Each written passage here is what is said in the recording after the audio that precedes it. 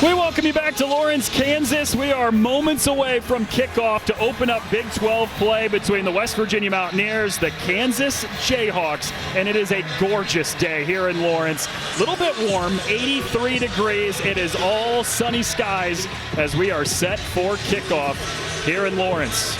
Beautiful day for football. Yeah, it certainly is, and this stadium is just gorgeous. I love what they've done here, and you know, I'm old enough to remember, maybe you're not, I'm old enough to remember when people made fun of the facilities here, and it's so cool, man. It's just great to see what they've been able to do, but what they're in the process of doing as well. Yeah, brand new stadium here at Kansas. They gave us a tour of the facilities yesterday, and they are incredible. It's got that new facility smell to it. Sure does. Laith Marjan set to boot it away. And off we go from Lawrence, Kansas in game one of Big 12 play. As Rodney Gallagher calls for a fair catch, it's a touchback to start. You said it in the open, Robert. This is a West Virginia offense that is still repping 5 quarterbacks during practice during the week. But Nico Marchiol has been the one that has taken a majority of the snaps, and that's who they are leaning on right now as QB1. Yeah, and we're going to see what they're going to do at the tailback position, because your Ty Edwards is a little banged up after Jaheim White went out in the Ohio game a couple of weeks ago. And whatever West Virginia is going to be, they need to be balanced. And I think that's the hallmark of the Rich Rodriguez teams. First play of the day, Marchiol keeps it. He splits between 2 defenders, and he gets ripped down just across the 30 for a 5-yard pickup. And how about that? They had Cam Vaughn lined up in the backfield on that play. Dangerous wide receiver, and here, the tempo again. Second consecutive carry. This time it's Clay Ash, but you talked about it there. At least to start this drive, they don't have Ty Edwards. He was a game-time decision after a 3-touchdown game last week against Pitt. Yeah, and I'm just guessing they're not going to use him. I would imagine he would have been in there early. Clay Ash, walk on, the tough guy they called him. They had him split out early, and now goes in motion, changes sides. Empty set, they put Ash in motion and fake it to him. Marchiol rolling left, and he is dropped behind the line of scrimmage by Dean Miller.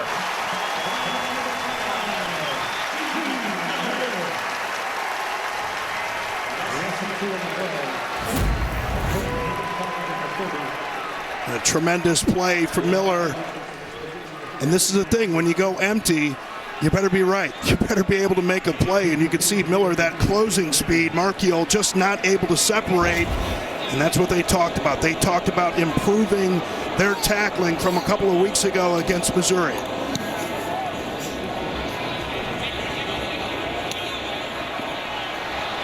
This is Tate Nagy. Near side, across the 40. Great return as he spins away from one, and he gets crushed from behind, but it's at midfield for a 30-yard punt return by Tate Nagy. And that's the way you want to start at home. We talk about all 3 phases, and one of these teams coming off a big rivalry win, backyard brawl for Pitt, and a rivalry loss in the border war with Kansas against Missouri. Always nice to have a big special teams play and great field position to start. Jalen Daniels, the 6th year starting quarterback. He has battled through adversity, 3 injuries over the course of his career. Gets it out quick on the first play, and that went off the helmet of the defender, Jason Chambers. He was looking for Levi Wentz on the near sideline.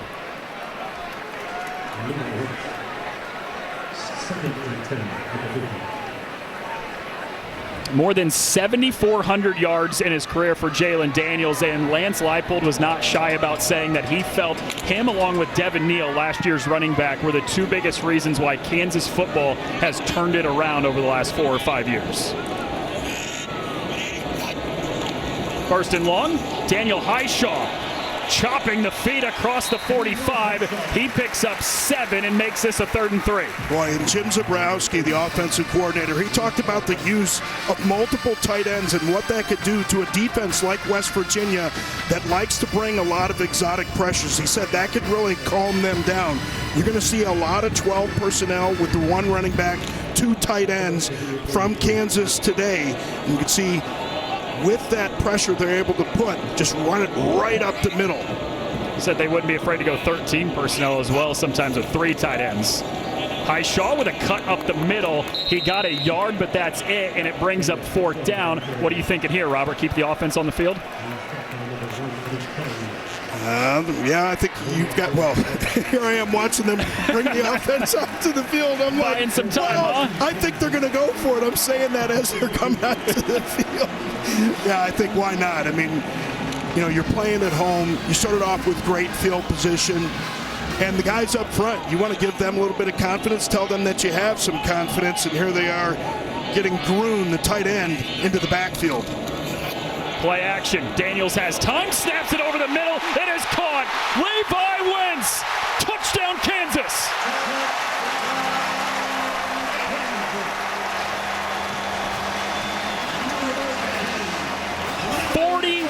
Yards from Daniels to Wentz on 4th and 1 to open the scoring in Lawrence.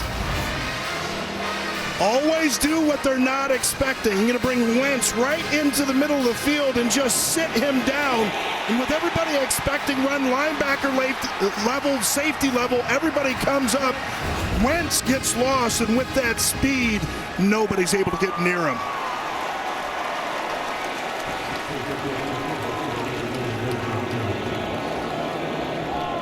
All they needed was a yard. They end up getting 41 from Daniels to Wentz. The point after from Marjan is through, and Kansas has now scored an opening drive touchdown on 3 of the first 4 games this season.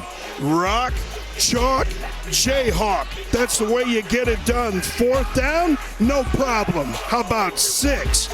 Jayhawks up 7-0. Nothing. Kansas on an opening drive touchdown for the 3rd time in 4 weeks, and Levi Wentz was wide open, Robert. Yeah, and what you didn't see here at the beginning of the play, he went into motion, and this is something that Jim Zabrowski talked about, bringing in Matt Lubick to help with the offense. Motion causes emotion. It also causes defenses to lose number counts. Number counts are important in the coverage, and he just gets completely lost. They follow or get extra players to the flat, and he's wide open. It's also the first touchdown that West Virginia's defense has allowed in the first quarter this season. So now the West Virginia offense, who went 3 and out, were not able to pick up a first down on that opening drive, comes back out in the field facing a 7-0 deficit. Yeah, and they're going to get creative with that backfield situation. You know, you've got a guy like Ty Edwards who isn't in the game. So he wasn't on that first series. I don't think we're going to see him, and he's a bigger back. You got Clay Ash, former walk-on, tough guy. And he's a small guy, less than 5'10", 200 pounds. They do give it to Ash on the opening play of the drive, and he is stacked up after a short pickup of just 2 by Lyric Rawls in from his safety position. Well, early days here, but now you've got 2nd and 8, and you just want to be careful. Down 7-0 in a game. You want to get a nice chunk here on 2nd down. You don't want to leave yourself with 3rd and long. 2nd down, Markiel zips it over the middle. That's pulled in by Justin Smith-Brown to move the chains for the first time today for West Virginia. Yeah, and this is what we heard from Rich Rodriguez. He said that young batch of wide receivers, he was impressed with what those guys could do. Nice catch there. Contested catch in coverage from Brown. Ash slipped, and he's tripped up by Dean Miller, who had the sack to end the last drive.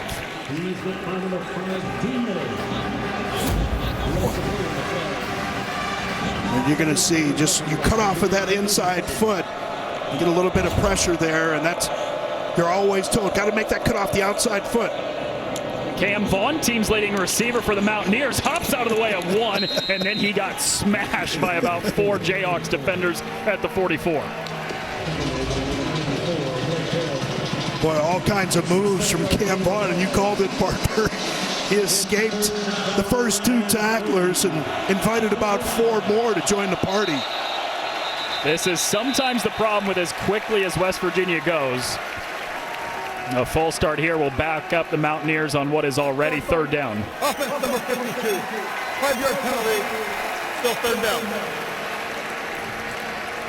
Going to be Nick Cray, the left tackle, that gets called for it. It's the tempo, but it's also the noise in here. Yeah. It was nice. Have a little bit of Metallica, a little bit of noise as we're doing the open. Tough to hear you. Those are just great environments when you can barely hear yourself think in the open. Third down. Markiel fires. Oh, nearly picked off. Saeed Gibbs nearly had the interception for the Jayhawks, but it is still fourth down. Yeah, and you're going to get stop here. He doesn't come back to the ball, but he just works back to it. Nice job, but generally speaking, you want to come back down in the stem, help your quarterback out. Tate Nagy back to return the punt. He had a 30-yard return last time to set up Kansas and great field possession. Uses a fair catch here. It is 7-0 Kansas. Jayhawks already up 7-0, and that's where the Jayhawks sit now at 2-1. LeShawn Williams, his first carry of the day. He's out to the 30 for 5 yards. Yeah, that offensive line doing a tremendous job up front, creating all kinds of space, and this is what they weren't able to do against Missouri, and why they got a little bit pass heavy in that game. Jim Zebrowski said they, quite frankly, just couldn't handle those guys up front. Here, early goings against West Virginia, but doing a nice job creating some creases. He said, we're going to go with what's working. The pass game was working against Missouri, he said, but the run game has to be better this week. Daniels throws on the run, and that's too tall for Emmanuel Henderson Jr., the Alabama transfer. Boy, and that's one of those decisions Jim Zebrowski talks about, and that's the difference between the good ones and the great ones. They're more often than not they're going to make the right decisions here. He had a great opportunity to just keep this ball and run for the first down. But you can see it's a little bit too much on that, throws it a little bit late, doesn't have his feet set, and just throws it a little bit high.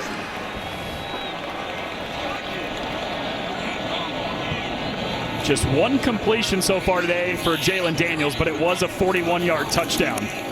Daniels pumps, escapes right side, has a lot of space, spins, picks up the first down. That is the electrifying running ability of Jalen Daniels. And such great instincts as a runner, and just a sense for where that first down marker is. And watch the little spin to the inside that he makes at the end of this run to pick up just enough. A little B button action right there. Boop! See that move to the inside? That's a noise you got to make when you make that kind of cut. 7 yards for Daniels on a 3rd and 5 to keep this drive going. Leighton Cure in motion into the backfield. This is Williams stretching left side. Short pickup on his first touch.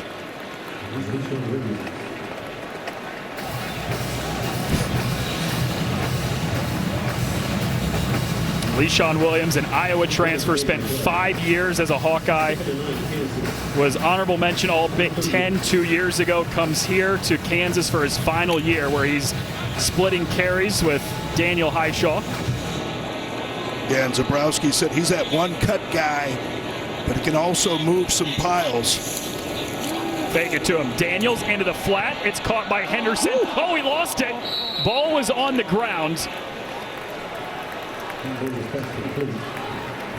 Kokora Tarnu was the one who whisked the ball away from Henderson for a moment. Well, nothing fancy on the outside. You watch that move back to the inside. That ball's going to come loose. And he's able to secure it. Yeah, they knocked that ball loose. Henderson fortunate. They're able to hang on to that one. Got 2 players in motion there. Now they got to get set. 3rd down, Williams. There is nothing going. Great penetration from that West Virginia front to stop him for maybe a yard. Yeah, Reed Carrico, the transfer from Ohio State, from his linebacker spot, coming from the backside on that play, able to shoot a gap and shut that thing down. And the Jayhawks are going to punt, or at least line up in punt formation. You never know. You never know. Are you calling something? You calling your shot there? Only if they do it. I like that answer. If I'm right, yes. If I'm wrong, no. Lappin does punt it away. Rodney Gallagher calls for the fair catch inside the 10, so Kansas is able to flip the field. West Virginia and Rich Rodriguez's team at 2-1, trying to open Big 12 play with a win. Sincere Bowers, his first carry. So we've seen Clay Ash and Sincere Bowers now, Robert. We have not seen Ty Edwards. We knew he was a game-time decision, but 141 yards and 3 touchdowns from last week is a big loss. It certainly is a big loss. We talk about injuries being a problem for depth on your team, but especially when you have multiple injuries stacking up at one position. We talked about Jaheim White being out, Edwards out today as well. Marchiol climbing the pocket, fakes once, and he got crushed. John Kamara came in there to plant Marchiol and bring up third down. How about John Kamara, the redshirt freshman? Had a good year, Arizona. An athletic redshirt freshman. Empty set on third down, and they're going to blow the play dead. What looks like a false start, which will make this third down even that much more difficult. I think it's the right side of that line. Number 56, 5-yard penalty, correction, half the distance to the goal, third down. It's a right guard. Macaniole got a little bit early. You can see they're bringing the pressure look. He's going to jump out of his stance just a little bit early. It's offensive lineman. Bit of an athletic mismatch. They like to get out of that stance as soon as they can. 3rd and 12. Marchiol from his own end zone pass is batted down at the line of scrimmage. So for the second time in the first 3 drives, it's a 3 and out for the West Virginia offense. Watch. Going to circle back in. Lines up on the outside. They get a little stunt there. Defensive coordinator DK McDonald, he talked about the way that these guys have kind of been designing some of their own stunts. He said, hey, I want this to be their defense. He said, we need to clean it up a little bit sometimes, but it worked that time. Oliver Straw on to punt it. Tate Nagy from just outside midfield, hopping around and got drilled at midfield. 48-yard punt from Straw. Jalen Daniels and the Kansas offense up 7-0, coming back out on the field after this.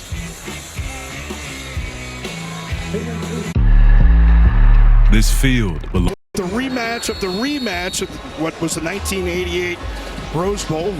Rodney Peete was a quarterback at USC then, 7 years before you were born-ish. But they had played it in the regular season, and Michigan State won that Rose Bowl, 20-17.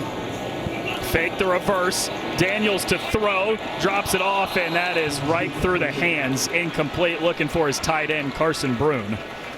I'm a firm believer, Robert, on a college football Saturday. Start as early as possible and finish as late as possible. Give me football as much as you can possibly give me all day long. Yeah, no question about it. It's just so much fun. Now, when we have games like this, I don't really care what's going on in the games early because these are the only 2 teams in the universe that matter until after the game for me. But yeah, I couldn't agree more, man. It's just so great during the football season.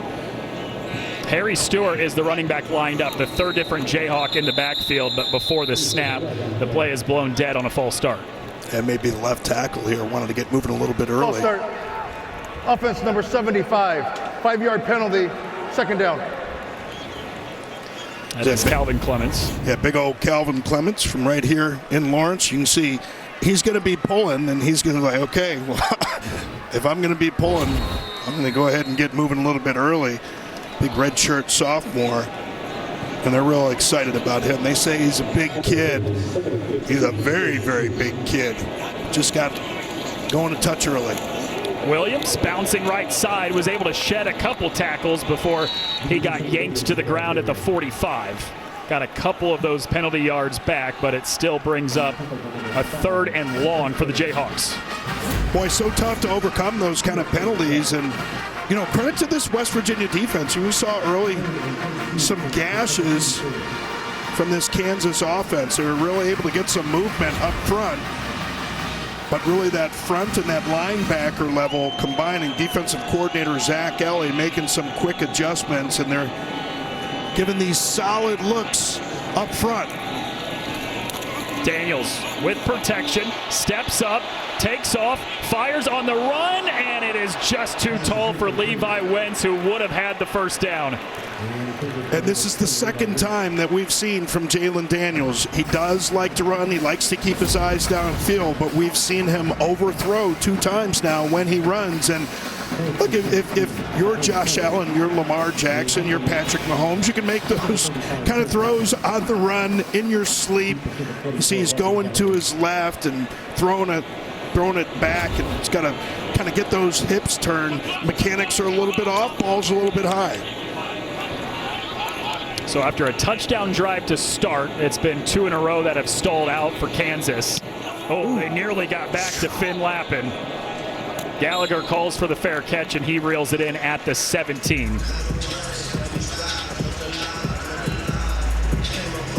Well, 3 drives for this Kansas defense, and they've gone 2 3-and-outs and really haven't allowed anything for this West Virginia offense.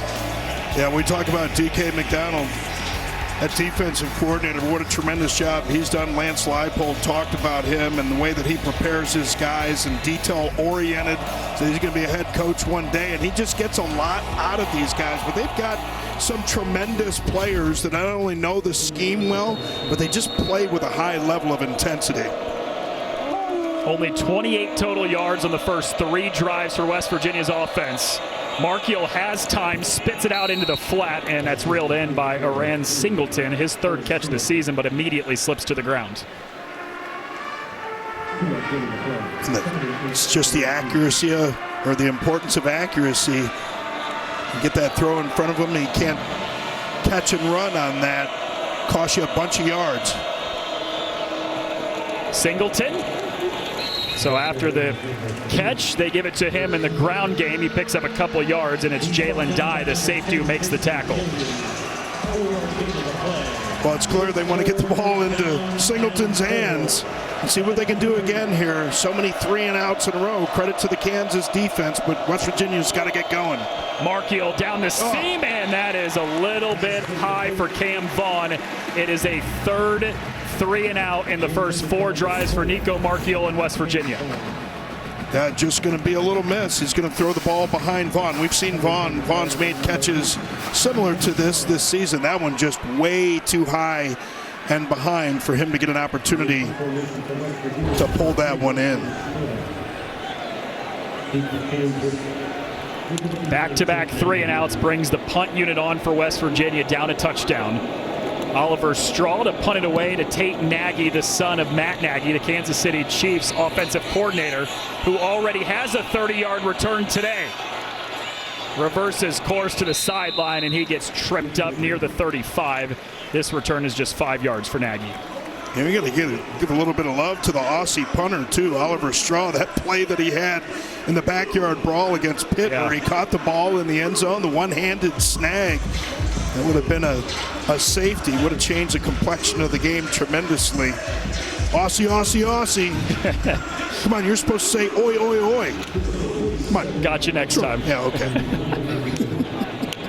Drive starts at the 34 for Jalen Daniels, who threw a 41-yard touchdown pass on the opening drive to Levi Wentz, but 2 drives that have stalled out since then. Williams straight up the middle, slips past 1, and he gets taken down at the 38 for 4 yards.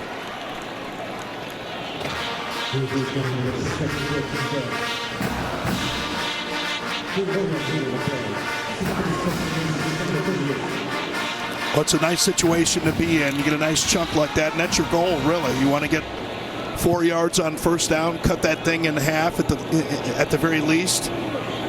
On second down, leave a nice, manageable 3rd down situation.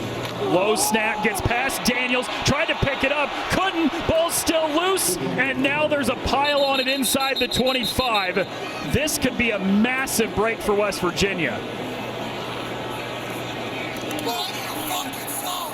But instead, it's Kansas football stays with the Jayhawks on a 3rd and a mile coming up. Yeah, and Bryce Foster, 5th-year senior, center, just a little bit low and left with that snap, and a lot of opportunities there. You can see Carrico, a couple of other players on that West Virginia defense had an opportunity to corral that ball, and now your third and forever call. Watch the draw, watch the screen, they're saying on defense. Conservative play call indeed. They give to Williams. He got crunched near the 30 by Asani Redwood. Well, we've seen the self-inflicted wounds from both of these teams, especially Kansas with some penalties, the bad snap there. You're getting those really long third 15-plus type situations, just really tough to find anything in the playbook to make a reasonable call. And this is why special teams can be so important. You got to make sure the snaps are good. You got to make sure the blocking's good. You got to make sure that the coverage is good too. Like they may be going for a block here. Gallagher lets it bounce, picks it up on the hop at the 20, and he is swung to the ground immediately after a 51-yard punt from Finn Lappin.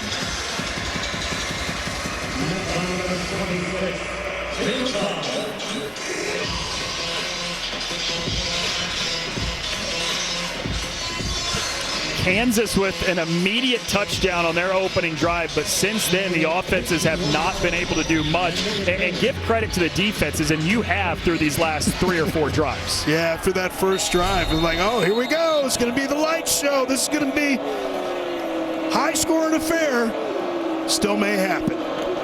First play of the drive, Markiel with an empty backfield. It's a designed quarterback run, and there's nothing going. Maybe a yard.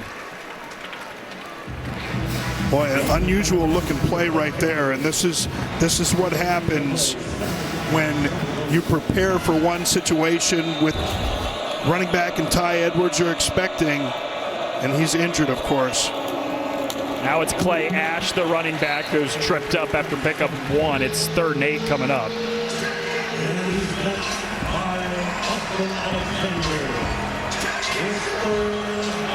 Rich Rodriguez's team here struggled on 3rd down today.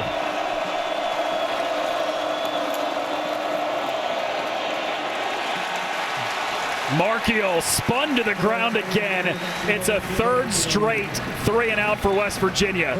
Bengali Kamara got back there to Markiel.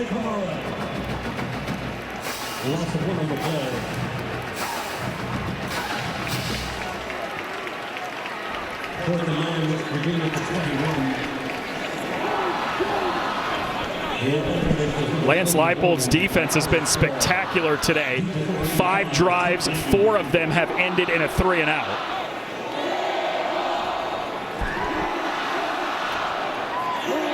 His offense, meanwhile, got that opening drive 41-yard touchdown from Jalen Daniels to Levi Wentz, but not a lot going since then. Line drive punt from Straw. Tate Nagy lets it bounce, and it will be really solid starting field position for Kansas just outside of the 40. Oh, credit to Kansas defense, but I think this West Virginia offense certainly looks different without their 2 top running backs in White and Edwards. Especially after Edwards went 141 yards and 3 touchdowns last week in the backyard brawl win. Daniels floats it over the top for Emmanuel Henderson. Or rather, that's Cam Pickett with the catch, his first of the day. And he's right near the line to gain. And this is something to watch with Jalen Daniels today. We saw a couple misses high, and that's been his preferred miss, if you will, of the day. Cam Pickett able to corral that one. And that's just the little details, right? Especially when you're a running quarterback, sometimes feet don't get set, and that's the greatest source of inconsistency. Harry Stewart's first carry has the first down into West Virginia territory for 5 yards. It's Fred Perry who came in to apply the hit, but not until after the Jayhawks moved the chains. A nice little cut to the outside. Just try and keep that one a little bit tighter to the line. He sees that movement inside and gains a little bit too much ground getting outside. You're getting too close to those tacklers. You want to stay close to your lineman, hug inside, keep that thing vertical. Daniels into the flat. This is Emmanuel Henderson curling outside of the perimeter. He gets ripped out of bounds, but it's enough for a first down for Kansas. Yeah, and Wentz and Kubica on the outside doing a nice job blocking. You like to see that from your wide receivers. You want to catch the ball, got to throw some blocks. Emmanuel Henderson, the beneficiary of his partners in the wide receiver room, getting the job done on the outside. He doesn't get that first down without those blocks.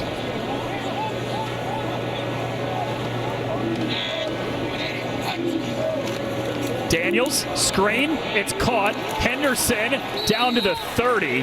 He was really close to being down immediately. He had to go down to a knee to make that catch, but got it up just in time to be able to get some yards after the catch. Well, you're right, partner. We're gonna take a look here. We'll see if that knee does get down to the ground. It looks like it's on the ground, actually, when he catches it. We'll see if they'll take another look at that thing. Replay, maybe whistling this one dead. There it is. There it is, yep. And I got a feeling this is going to be overturned. Ruling on the field was a catch. Yeah, and of course the question is the knee down when he catches the ball? It certainly goes down at some point, but does he get it back up before he secures the catch? And we'll go frame by frame. Watch that left knee. Looks like he has the ball right there. That looks like the catch. Yeah. And of course, you don't have the benefit of time. Like you have to secure it for a long enough time when it has to count as a catch. But I'm guessing here, Steve. Yeah, that's pretty clear that he has control, knee on the ground with a significant yardage gain. Replay is going to look at that and put that back to about the 41-yard line. Woo. Thank you, Steve. Appreciate that. It's what we were seeing too, and so that's going to be wiping away a gain of what was 6 and ends up being a loss of about 3 if that's what it ends up being.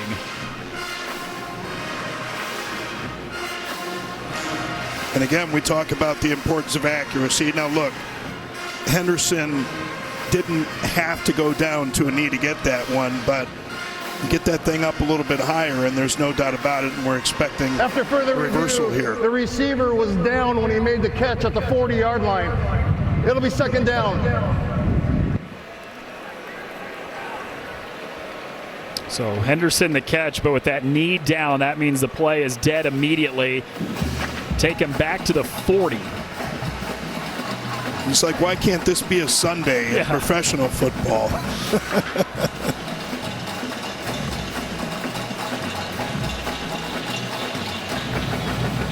So instead of a gain of 6, it turns into a loss of 4, and now it's second down and 14 for Kansas. Have picked up a couple first downs on this drive and driving into West Virginia territory. All kinds of space. Would love to see Daniels out here. Daniels throws it that way instead. It's pulled in near the 40. That's a short pickup. Deshaun Hanukkah, the tight end, with the reception. Oh, a great tackle there by Fred Perry, and they talk about how physical he is. He's that Swiss Army knife for that defense. You can see him lined up everywhere, and this is why they love having him down in the box. You can see the textbook wrap and tackle. One of those guys that came over from Jacksonville State with the staff. 3rd and long, Kansas just 1 for 5 today. Daniels seeing pressure, steps up, wide open space. First down, slides to the ground, and he got smoked. And there is some extracurriculars with about 6 flags down on the field. Yeah, and it looks like that's going to be Fred Perry, who we just talked about with the targeting. And once the quarterback goes into that slide, he's considered a defenseless player, so no forcible hits to the head or neck area. And I think that's what we're going to see on the replay here. Fred Perry with the hit that drew several flags and then extracurriculars between the two teams to follow.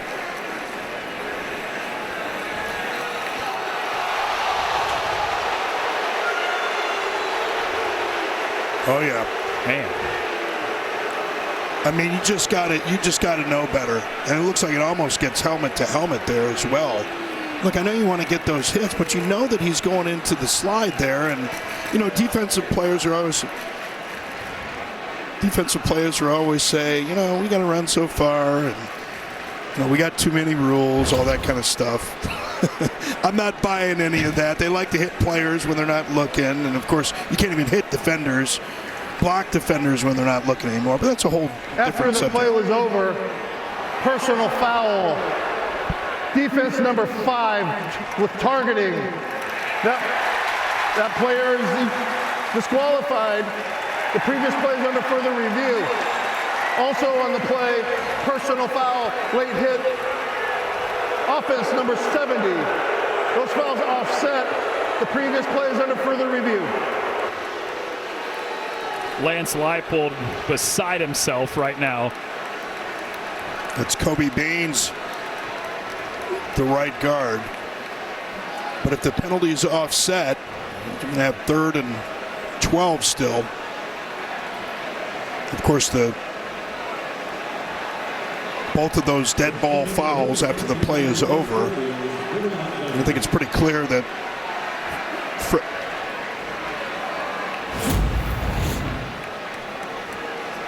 So here's the hit that has Fred Perry ejected from this game for targeting right there, right up on the head and neck area of the quarterback who was already into his slide, Jalen Daniels.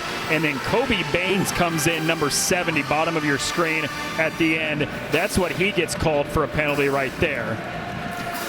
Well, these are both being dead ball fouls. The play is going to count, and boy, Jalen Daniels, when that hit came in from Fred Perry, his head hit the ground. Yeah. It could be so dangerous.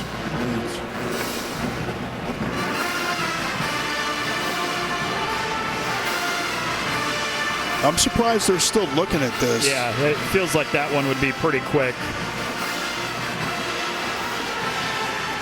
I mean, not only is it a hit to the head and neck area, it looked helmet to helmet as well, which it doesn't even have to be if it's a defenseless player. Any hit to the head or neck area with a defenseless player, and of course the quarterback in the slide like that is considered defenseless. So a little bit surprised it's taking that long. I know they want to get it right. I'm wondering if they might be checking to see if there's anything else. Yeah, maybe yardage, or if there's anyone else that, penalty or ejection or something. But I would think you'd take one look at this and say, yeah, that's targeting from Fred Perry.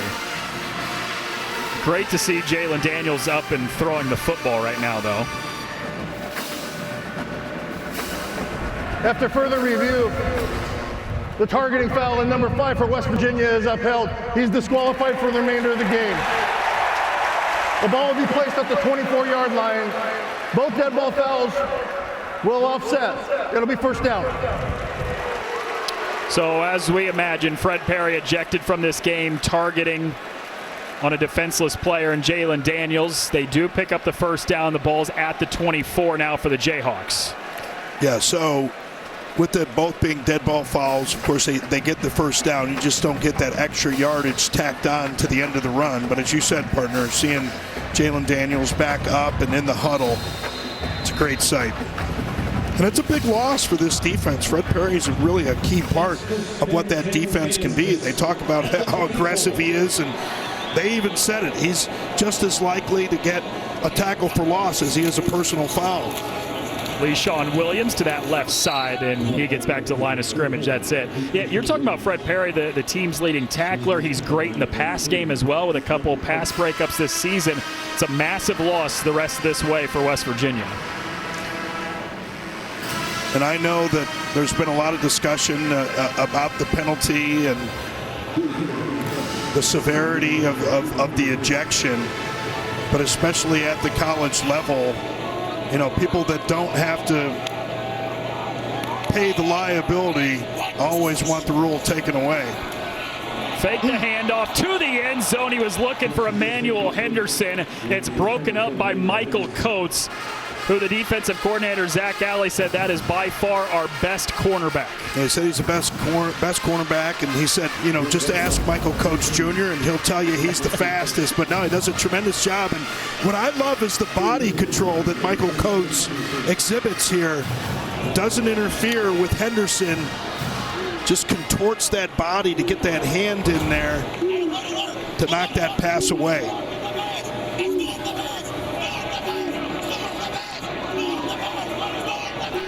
And try and create that one-on-one over here. Daniels looking middle, steps up, left side, throws against his body to the sideline in the end zone, and it's incomplete. It was Levi Wentz who pulled the pass in, but he was out of bounds.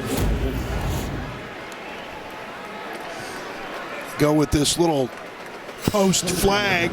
See, he moves into the inside, and that's exactly what they were doing. You try and get that defense to shift over, get all those defenders over to the right to isolate Wentz, and that throw's just a little bit late. Wentz does a really nice job pulling that ball in, but by the time Daniels got the ball away, just no space left before he went out of bounds.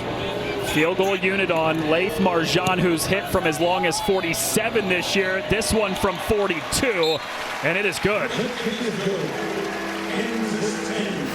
2-score lead for Kansas after the Laith Marjan field goal. It's 10-0 Jayhawks. Lance Leipold's team up early second quarter. First half.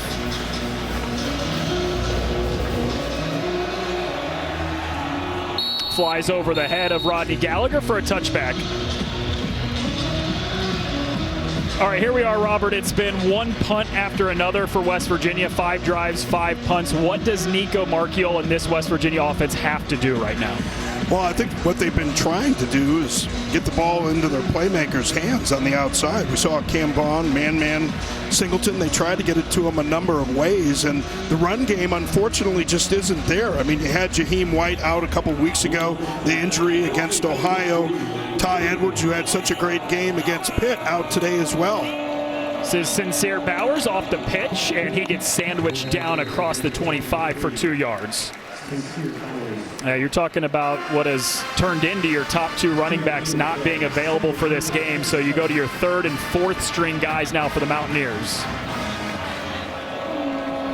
Also without 3 of their top receivers. Marchiol snaps it to the right side. That's Cam Vaughn, the leading receiver for West Virginia, but he got hit as soon as he caught it by Saeed Gibbs.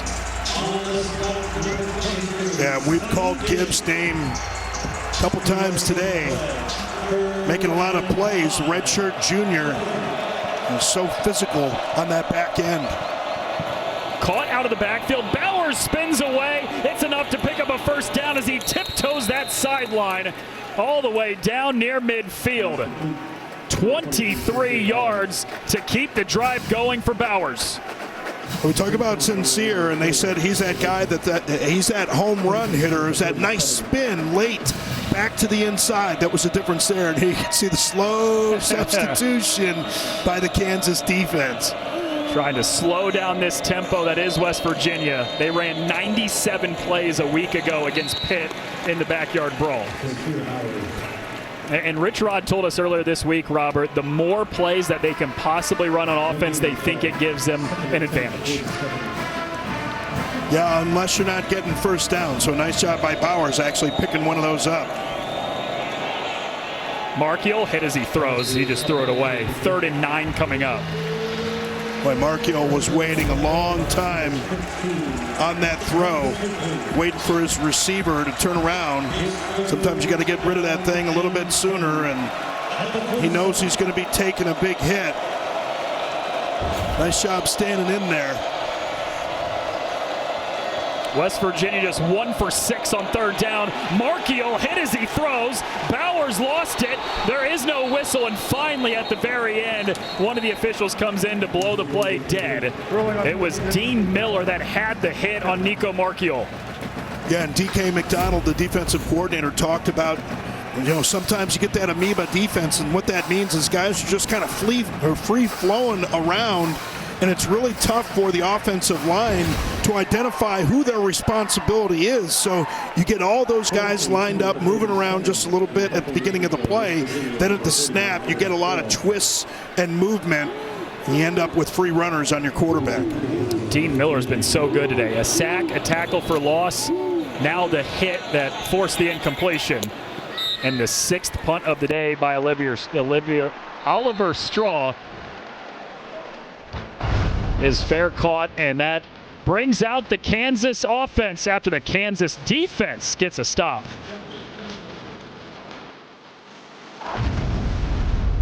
Drop whatever you're doing right now.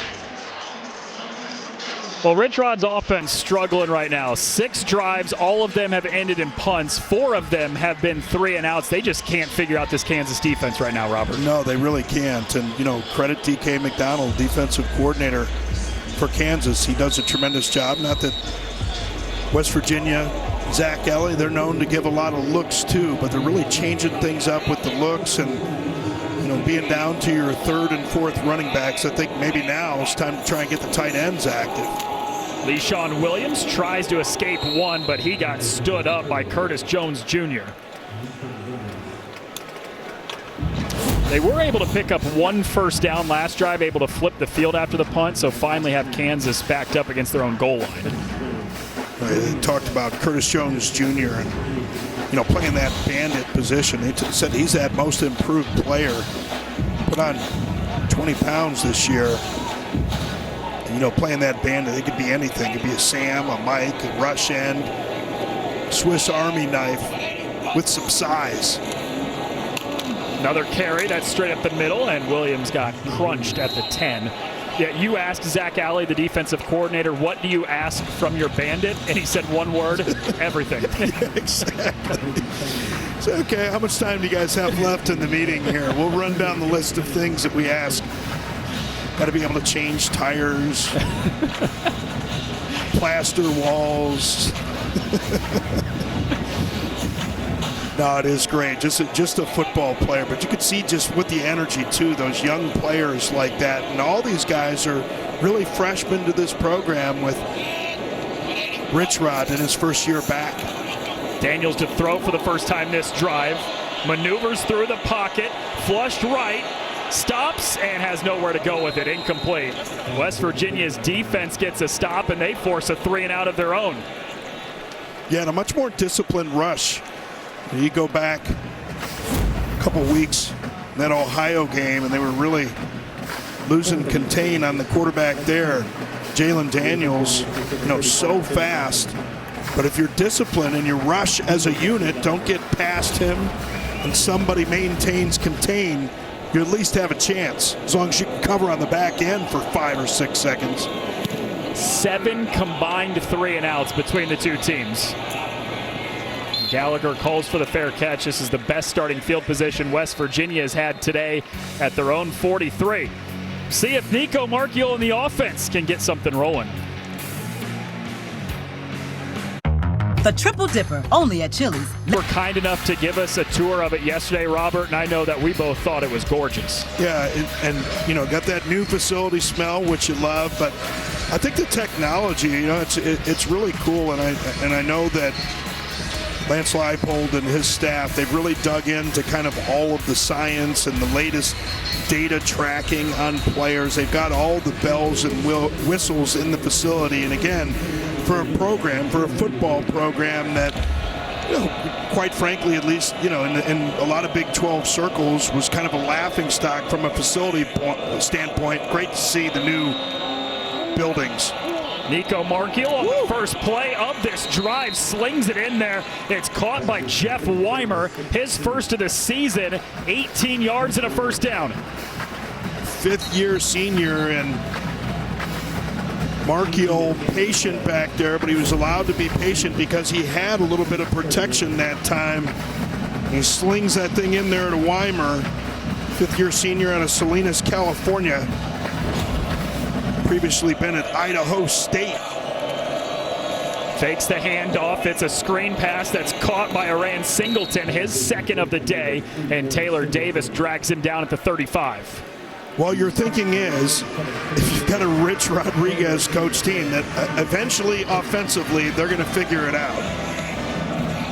Gone back-to-back passes. Now Markiel wants to make it 3 in a row to start the drive, and he's got 3 completions. Ryan Ward moves the chains, and this West Virginia offense looks completely different than it did in the first 6 drives. Yeah, another one of those young players, big tight end, 6'4", 240 redshirt freshman, and now Kansas with the big guy substitution taking their time. Look at that. Anything to slow it down, right? It looks like it's in slow motion as I'm looking at the field here.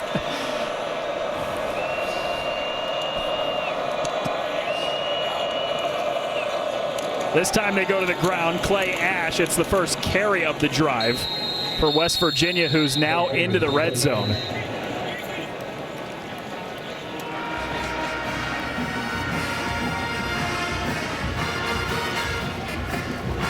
And they've really mixed it up well on this drive. They've gotten the ball to the outside. They say you want to make the big guys run and the little guys tackle. Gets those big guys up front worn out. Singleton on the ground. That's the second time in this first half, Robert, they've got a pass to him and then followed it up with him running the football. They want to get him touches. Well, clearly, he's an athletic player, playmaker. Ash, took a hit. John Kamara leveled him. Boy, and John Kamara, just perfect technique on that play. Kind of sees where the play is developing, but just squeezes in the proper way. Don't close down too fast, running back and pop it outside, able to make a great play. Second down, Bowers.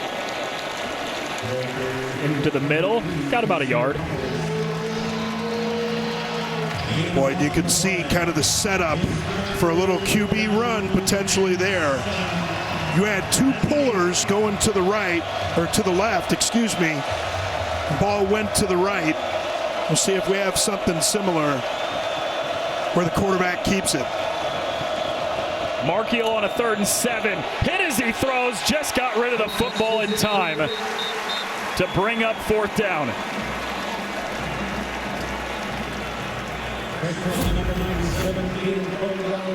It's Marcus Calvin right here, and nobody blocks him. Just a little mix-up up front.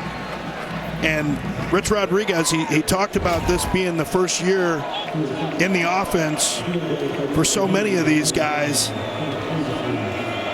All freshmen to the system. Most important thing for the offensive line, agree on what you see and how you're supposed to block it. 26-yarder from Cade Hensley is through, and West Virginia is on the board with 3:43 to go before halftime. An animated Rich Rodriguez. His team gets 3, but they were on the doorstep of getting 6 instead.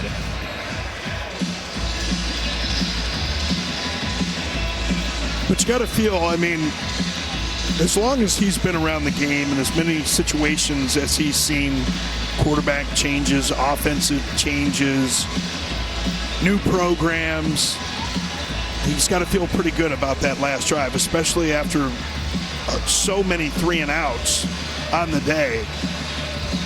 And they clearly think that they have something established. And of course, that's a chess match that can be so fun, because DK McDonald, the defensive coordinator from Kansas, saying, okay, you think we're going to come out this way? And both of these defensive coordinators, both DK McDonald and Zach Alley, just known for changing up all kinds of looks and bringing all kinds of exotic pressures.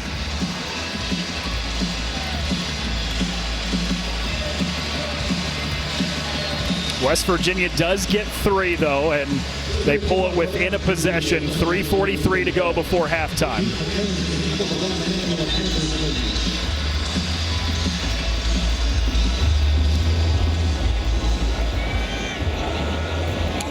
Emmanuel Henderson from the 2 on the return. Has has a hole, squeezes through it. He's across the 35, and he just gets wrapped up at the ankles, shy of the 45. It's a 42-yard return. That's the way you get it done. They had to, remember the return early in the game, first play of the game, or early punt return, got them some great field position, and here that late spin almost got out of that one for 6. Henderson's longest kick return of the season sets up Kansas with great field position to start right before halftime. Williams breaks loose of a couple tackles, and he's down to the 47 in West Virginia territory for 9 yards. Well, this is the danger if you're Zach Alley, the defensive coordinator. You want to kind of give that penny-type front, cover up all the linemen, make them choose, but it becomes very important at the second and third level of your defense for those guys to be there to make those tackles, or else some big runs can break off. Screen pass, got it out to Henderson with the catch. He's got the first down, squeezes between a couple defenders inside the 40. Well, he's got that little spin down too, right? That B-button action, it's hot today. Elevates to get the catch. That late spin through contact. That's what you're taught as a running back, to spin through contact, and apparently the receiver room picks up on that too. An Alabama transfer. He was one of the highly recruited wide receivers out of his high school class. Went there to Alabama, didn't have a big impact in the offense, did in the special teams, but he comes here to Kansas and he's been the top receiver through 3 games. Daniels fakes the option, has a man, it's caught. LeSean Williams, touchdown Kansas.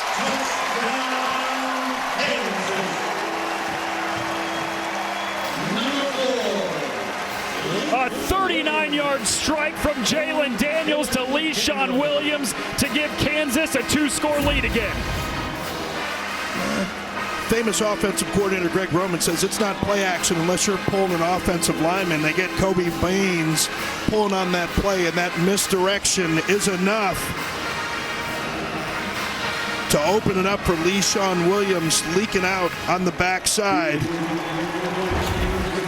And that's Jamori Robinson. It gets matched up. Big Jamori Robinson, finally healthy at 6'4", 250 pounds, ends up trying to cover a running back out of the backfield.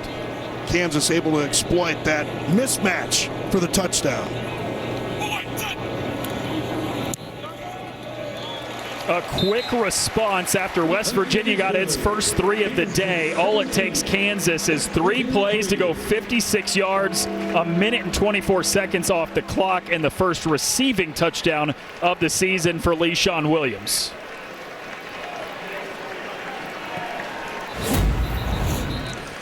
Boy, I love all of the action that they get. You get motion to the outside, then you get a little bit of orbit motion, and then running back on the left side now of Jalen Daniels, and he's going to leak all the way up the field, but it's all that eye candy, and that's why you do that motion. As they say, again, motion causes emotion, and it changes number counts, and, you know, defenses are really predicated from a coverage standpoint. Okay, well, I've got number 2, I've got number 3, they number from the outside, then all of a sudden that running back lined up on the opposite side of the quarterback, he becomes that first player out on the other side, but you see all that eye candy, you see that offensive lineman pull. And as linebackers, they're taught to read their keys. Okay, well, if my lineman pulls, I got to get my eyes and expect run on the other side. And that's why play action with offensive lineman pulling can be so effective. Well, Zach Alley, the defensive coordinator for West Virginia, told us earlier this week that that eye candy, that movement pre-snap and even post-snap sometimes is the biggest challenge he thought that Kansas's offense presented to them today, and it's shown that much. Yeah, it certainly has. And, you know, one of the things that he said, especially with this offense having the bye week, you know, you can only prepare for so much. And they had a little bit of extra time, put in those new wrinkles. West Virginia's offense finally got something going last drive. They were able to get 3 points out of it after they had gone 6 drives, 6 punts prior to that.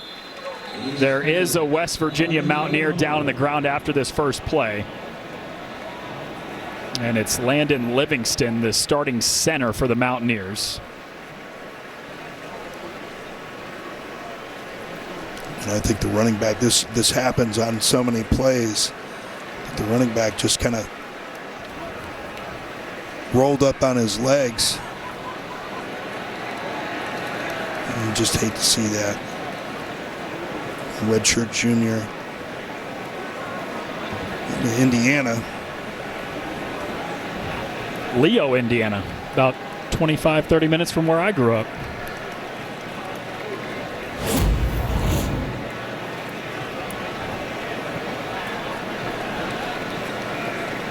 There it is. Yep, and he was just blocking there, and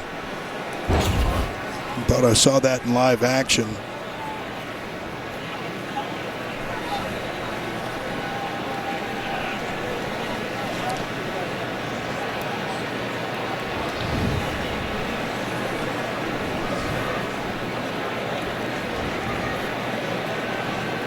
Rich Rodriguez out there to take a look at his starting center, Landon Livingston.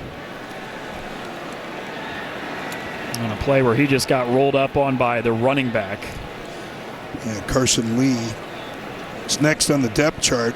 Super senior. Been at Eastern Michigan. Number 55. We'll see if he's in there now.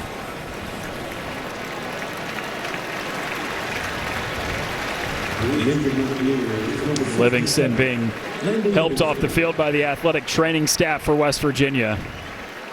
You said a Carson Lee, the backup center, in to replace him now. Well, you just hate to see that with a player that needs to be helped off the field, not getting off under his own power.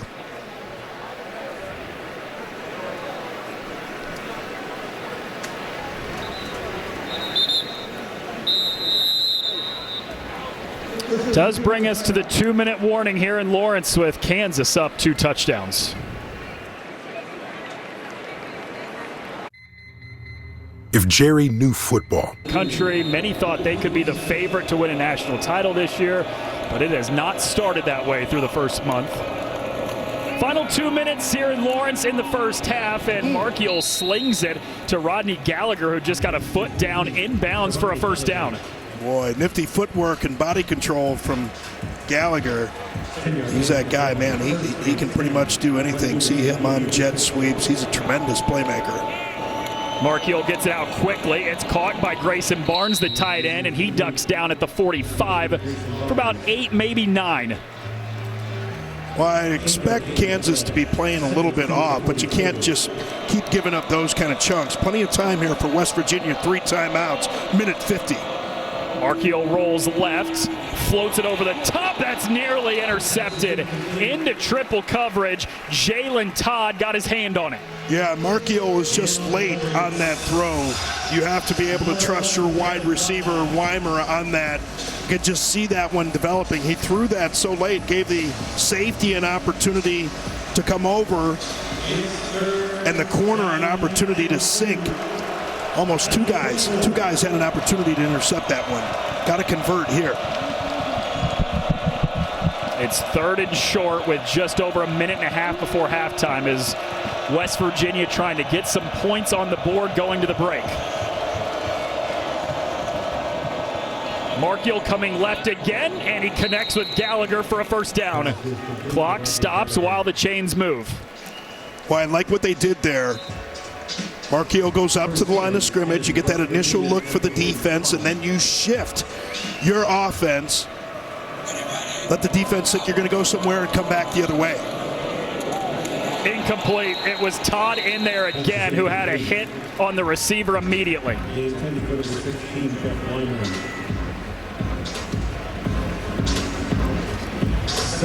Man, talk about Jalen Todd. He's such great body control.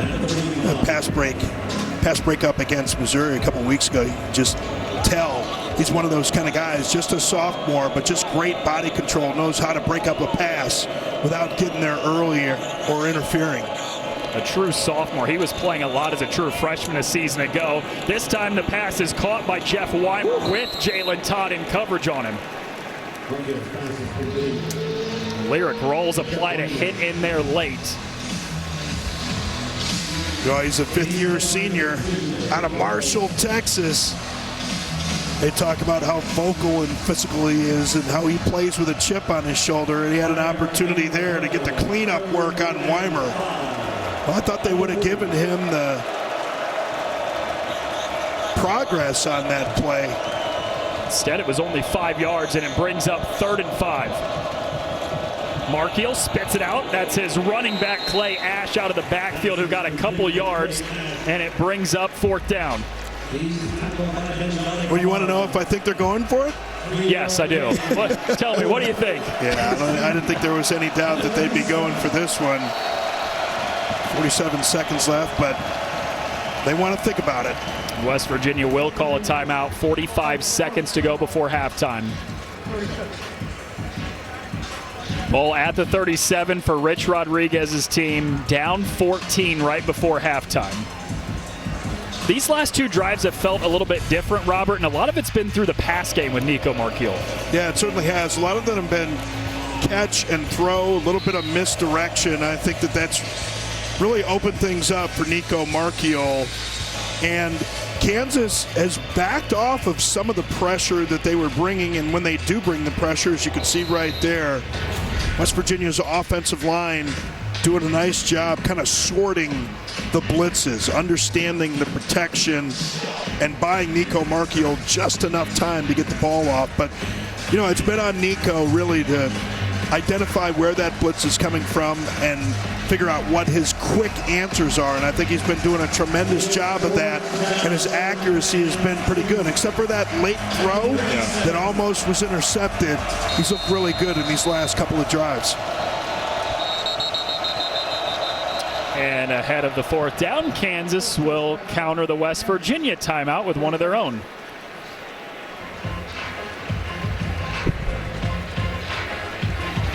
It's like icing a kicker. You ice the coordinator, give them a look. Offense comes out, said, okay, this is the look we see, so we'll come out in this formation. But, you know, they move around so much. This is the chess match, and well, I think that they think this, and we believe this formation is going to be this. But obviously a big 4th down. Got to have something where you present one look, and then it ends up being something else. That's what we've seen. A little misdirection has worked so well. And look at the numbers there, 50% in that first quarter, 66 2/3% in the second. 98 of his 119 yards through the air in this second quarter. They need 2 yards to keep the drive alive. Fake to Bowers. Markiel pumps. Markiel on the run to the left. It's incomplete. Kansas's defense gets the stop shortly before halftime. Blake Harold had the pressure to force the incompletion and the turnover on downs. What I didn't like about this was that there were too many deep options for Nico Markiel. There weren't enough quick answers for him. This is 4th and 3 or 4. You got to have a number of short routes just getting by the sticks. I know that defenders, generally speaking, set up around the 1st down marker, but he doesn't have all day back there. You have to have him. You have to give him some options where he can get rid of that ball quickly and they can pick up that 1st down. Kansas does have 2 timeouts to work with. Jalen Daniels uses his legs on the first play. He's got 12 yards and a 1st down. Kansas gets the football back to start the second half as well. They've got an opportunity to add some points here and get the ball back. Daniels, quick throw in the middle. That falls incomplete.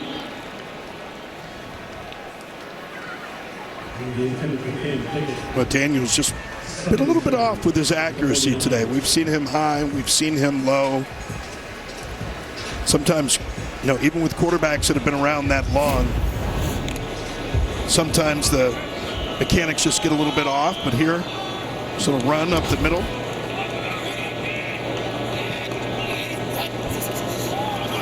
Daniels on second down, uncorks one down the sideline into double coverage, and it was close to being intercepted. Derek Carter Jr. had the coverage for the Mountaineers. Man, Sean Williams. I'm going to talk about some blitz pickup. Watch this. You're going to see Carrico come from the backside. Boom! Stonewall him. That's what I'm talking about. They called him a physical, tough, violent runner. He might be a physical, tough, violent pass protector, too. No doubt. Daniels has an open seam, has the first down, squeezes between defenders. He's inside the 25 before he goes sliding down. 29 yards for Jalen Daniels, and Kansas takes its second time out of the half. Well, that's huge. 13 seconds. And this is why he's so dangerous. Just a couple of extra cuts. And he's tough to get on the ground. And this is something that West Virginia struggled with against Ohio. Parco Navarro, the quarterback there for Ohio University, and just, guys just not wrapping on some of the tackles, including Darian Lewis, who comes up there from that safety spot. And, somebody who's not going to be happy about that, Lakeisha Lewis, his mother. Zach Alley, defense coordinator, said, you want to talk about somebody that knows some football, Lakeisha Lewis, Darian's mother. She's a high school coach back there in Ohio. She's not going to like the fact that her son came up there and tried to bring down a running quarterback like Jalen Daniels without rapping. Zach Alley said she knows more about football than a lot of people. He said, I don't question her knowledge one bit. She is football smart. A high school coach in the Akron, Ohio area.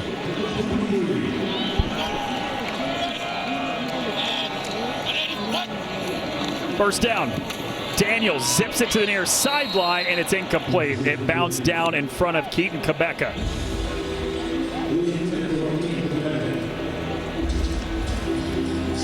And there it is again. And you're going to see a little pressure coming off of the side here, so the throw gets hurried just a little. But we've seen him with some really high throws over receivers' heads. We've seen him dirt some throws today. So he struggled a little bit with his accuracy. Jalen Daniels runs it to the left to center it for a field goal attempt with 6 seconds to go before halftime. Only 8 of 18 passing on the day. Done just enough. But you talked about it, partner. You talked about the opportunity to double up here. That's what Lance Leipold's looking for. A field goal here would give them a 17-point lead going to halftime, and they would get the football back to start the third quarter. The accuracy, like you said, it maybe hasn't been there for Jalen Daniels today, just 8 of 18, but 111 yards through the air, 2 touchdowns. He's also run for nearly 60 yards. Yeah, it's really cool. Jim Zabrowski, the offensive coordinator, he talked about that sign that they have in the facility where it's first in and last out. And we walk by that screen that shows that. And Jalen Daniels, he's that guy, always the first one in the building, a tremendous example. And I'm sure nobody puts more pressure on Jalen Daniels than Jalen Daniels. So he's going to have a lot to think about on his execution coming out in the second half. Laith Marjan has already hit from 42 today. This one from 43 right before halftime, and he got it. Lance Leipold excited with the first half from his Kansas Jayhawks here in the Big 12 opener, up 17 on West Virginia.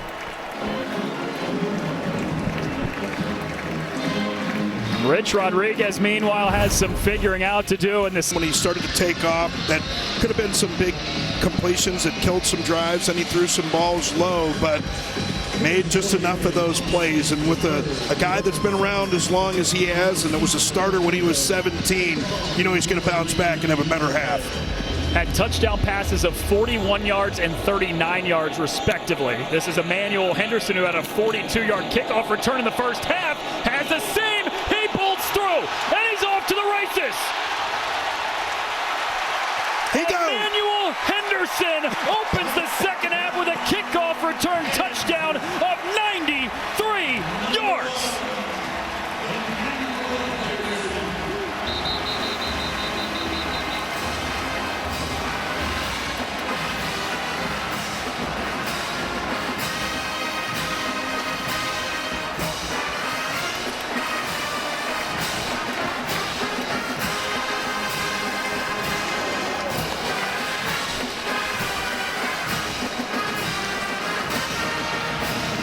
Well, we saw Emmanuel Henderson a couple times in that first half almost spin out on some returns for the touchdown, and that time just tremendous blocking. But on the replay, you're going to see just an excellent cut, the vision that he has and his ability not to lose speed as he makes that cut got him into the open.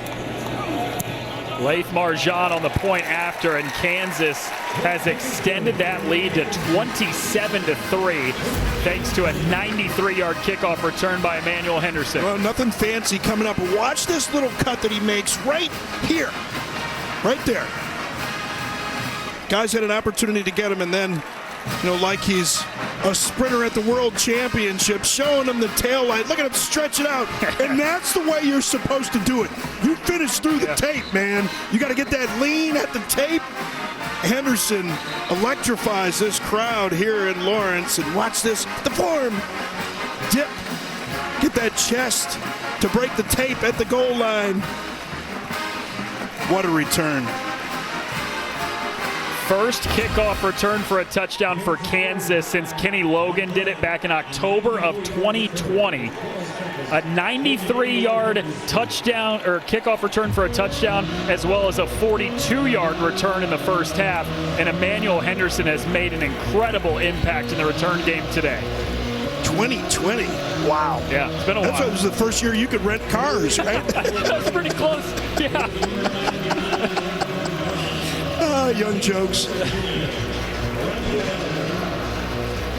So much funnier than bald jokes.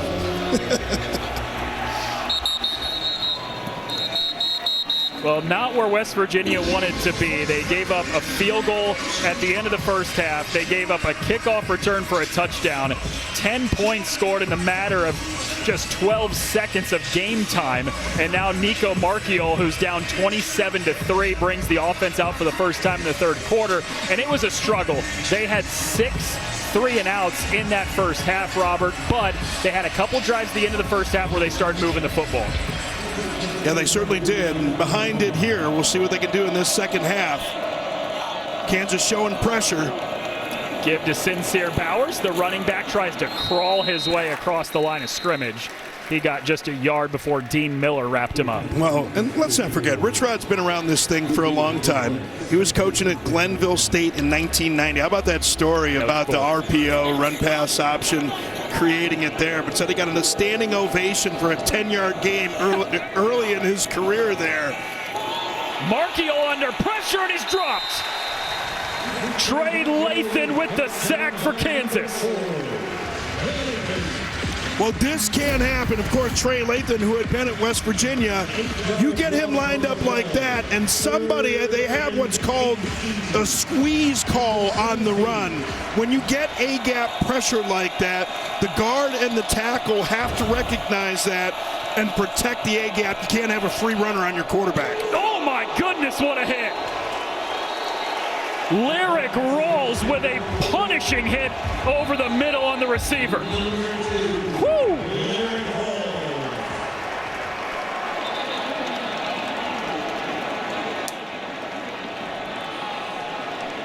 Well, hopefully just down, and that's Jeff Weimer who's down. Hopefully just going to go to break here.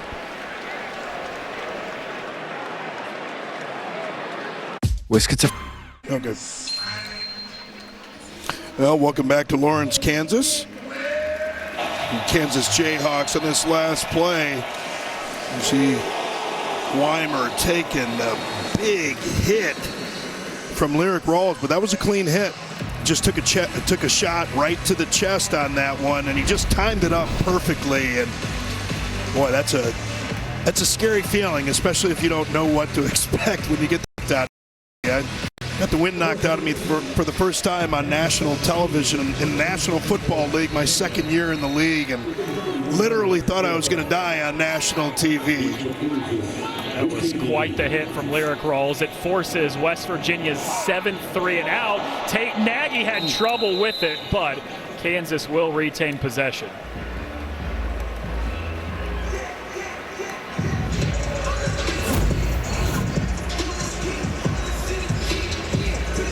Just trying to field this thing and tries to catch it with his chest. When you try and catch with your chest, that ball comes in there and it just pop right off.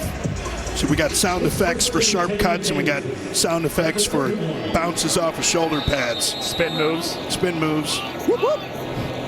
17 unanswered for Kansas. They've opened up a 24-point lead. There's a handoff on the end around. It's a great run on the opening play for a first down. Just tremendous run, and this is why they tell you to stretch. I mean, this is stretch play. He's going to take it to the outside, but then watch, does such a nice job with the cutback right there, because when you press the line of scrimmage and you get those defenders flowing, those cutback lanes appear. 12 yards for Williams.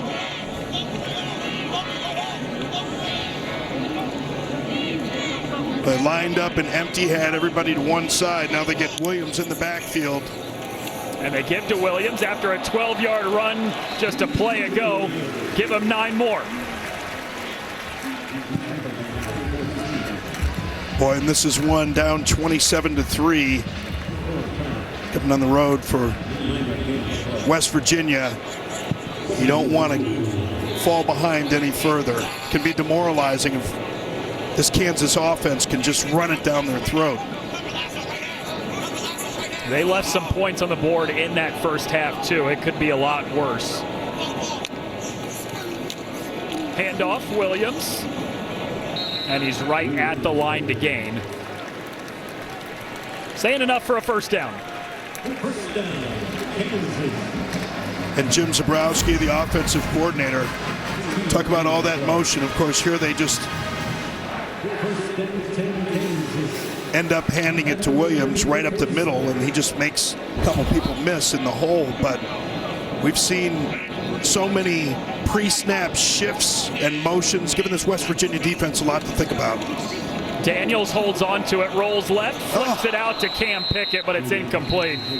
One of those where he was trying to run before he pulled the ball in. Well, I had a coach say it to me best one time. Said, hey, do you catch the ball with your, what do you catch the ball with? He said, catch the ball with your hands. He said, okay, well, close your eyes and try and catch it. Watch him take his eyes off of this football right there. Oh, yeah. You have to look that thing in as many times as you do it, as impatient as you may get, as much as you want to run after catch. You have got to secure that ball first. Johnny Thompson is in the backfield now for Kansas. 4th different running back they've used. That's a diving catch by Emmanuel Henderson, who had the kickoff return for a touchdown to start this third quarter. And we asked Jim Zebrowski, the offensive coordinator for Kansas, what is Jalen Daniels' best throw? He said that long throw, that deep out across the field, showing you that arm strength right there. Johnny Thompson on his first touch has a first down for Kansas. Yeah, he even described it as, you know, those scary throws that make you hold your breath a little bit. That's what Jalen Daniels is best at. And that's the quarterback position. You don't want those guys too cautious. You don't want them too confident or cocky. Certainly don't want them careless. And what you're seeing from this West Virginia defense is, you know, the defensive coordinator, Zach Alley, he's bringing a lot of bodies up near the line of scrimmage. You know, he does not want Kansas to be able to just run the ball to success and just bleed this thing out. But, you know, you're taking some chances up front defensively. So you're getting a little bit of movement. You're getting more numbers in the box. And football is always about numbers. And when you bring more numbers into the box, you're more exposed on the back end. And Jim Zebrowski, the offensive coordinator, may be working on that setup here. You go body punch, body punch, body punch, and then you go that deep throw. Williams stretching right side, and there is a flag on the play.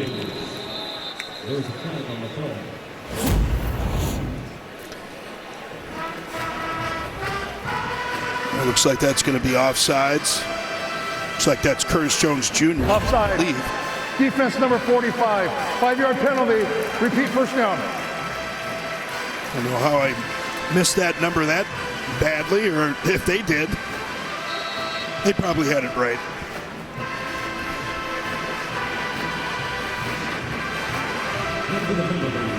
Split right down the middle. 22 run plays, 22 pass plays, almost identical yards between the two. It has been a great balanced game plan from Jim Zebrowski, the offensive coordinator. Toss to Williams, escapes one, turns it into a positive play on what could have been a loss of 4. Devin Grant does make the stop for West Virginia. What a nice job. You called it, partner. Sean Williams, Chase Williams, right up here at the line of scrimmage. He's going to be free. He's going to have an opportunity, but Williams able to escape the grasp there, but not from Devin Grant. Was able to pull him back down. Lance Leipold said it was vital to get Le'Shawn Williams from Iowa, 5-year player there for the Hawkeyes, where he had a lot of experience, ran for over 1,300 yards. Another physical run for him as he's across the 25, and it's a first down. You just love to see that from your running back. Just he runs like he's mad about something, right? Like, I've got something to prove every time I touch the ball, and it's nothing fancy. Right? You get a little bit of counter action, you get a couple of pullers in front of him. He just kind of lowers that shoulder and understands, most importantly, where that first down yard marker is. He had 9 carries total through the first 3 weeks. He's got 15 today. Daniels holds on to it, stutter steps, curls to the perimeter, tries to turn the corner, and he's ushered out of bounds. Well, it was a nice job by Derek Carter Jr., senior from Birmingham. You're right, Jalen Daniels makes that move up inside, and then he tries to bounce it to the outside, but Carter knows that he has to stay inside out on that one, and most importantly, he understands the speed that Jalen Daniels has and is able to close, use that sideline as his friend. Quarterback Jalen Daniels leading the way, 69 yards on the ground on 5 carries. And Le'Shawn Williams, who's carried it more times today than he has all season, is right behind him. 16th touch of the day for Williams. There's a collision between him and the linebacker, and he's got the first down. But what did Lance Leipold say to us? He said, we need to run the ball better and we need to tackle better. And this Kansas offense, led by Jim Zebrowski, the offensive coordinator, content to just run right here. We'll see if they're going to get a little bit of air. You condense that formation. A lot of times you condense it to go wide and end up throwing it. All kinds of window dressing. Zach Alley, the defensive coordinator, said they will do that all day. 11th play of the drive is a handoff to Williams, and he charges down to the 7 for 4 more yards. Yeah, a lot of window dressing, a lot of talking, a lot of yelling. And I love this booth here too, man. It was like we're right in on the action. You can hear every word Jalen Daniels is screaming out there, giving all kinds of different formation looks. Spread them out, go condensed, expand again. Just get those guys running a little bit more too. A sixth-year quarterback who was the starter as a true freshman, a 17-year-old at the time, has been through 3 injuries, flips it out to a wide-open target for a touchdown. Bowden Gruen with the touchdown catch of 7 yards, and it's all Jayhawks in the Big 12 opener.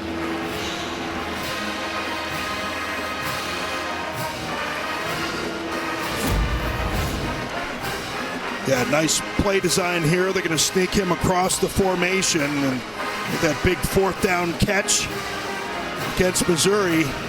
Oh, and they've got some big old tight ends, 6'6", and Deshaun Hanukkah, 6'6", and Carson Brune, and a little bit of Ryman action, 6'4", Bowden Gruen.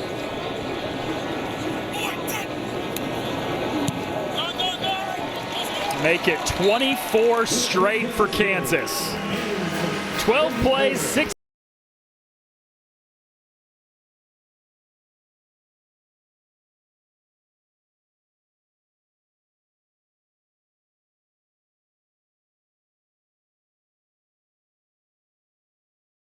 A really nice drive, Robert. Yeah, and remember, 8 for 18 in that first half, but he threw 3 passes on that drive, but was accurate with his throws. The one drop that he had in this half wasn't his fault.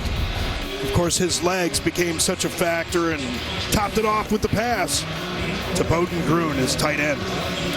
3 touchdown passes today for Jalen Daniels means he's up to 13 on the season through the first 3.5 games. This was 10-3 at one point just shortly before halftime.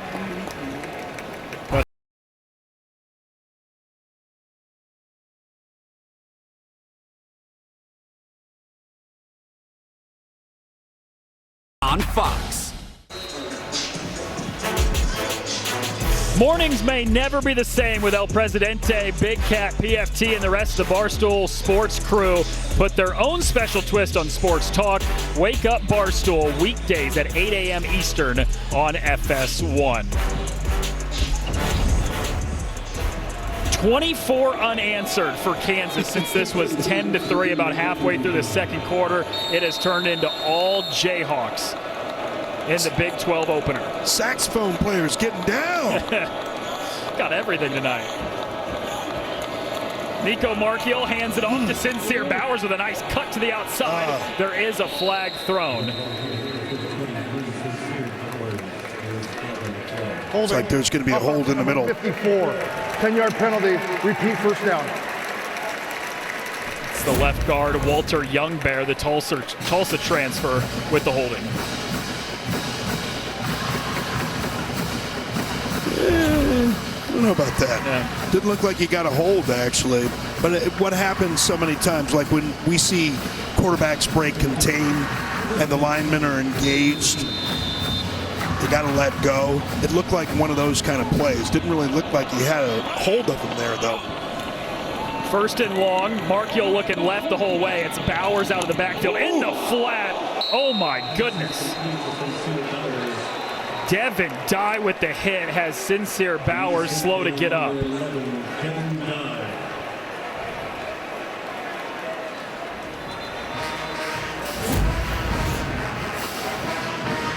Of course, he's a runner and not a defenseless player, because it looks like it goes face mask to face mask. Whew. Oh, man. That's a brutal hit. You wonder about crown of the helmet on that one, though. You see if they take a look at that. Of course, even with a player that's not defenseless, if you initiate the contact with the crown of the helmet, then it can be called targeting. For targeting. Oh, they are going to take a look at it. We've already lost one player in this game due to targeting. That was Fred Perry, the West Virginia nickel. This is Devin Dye that applied the hit on Sincere Bowers. And they're going to take a look at it here to see if it is also targeting.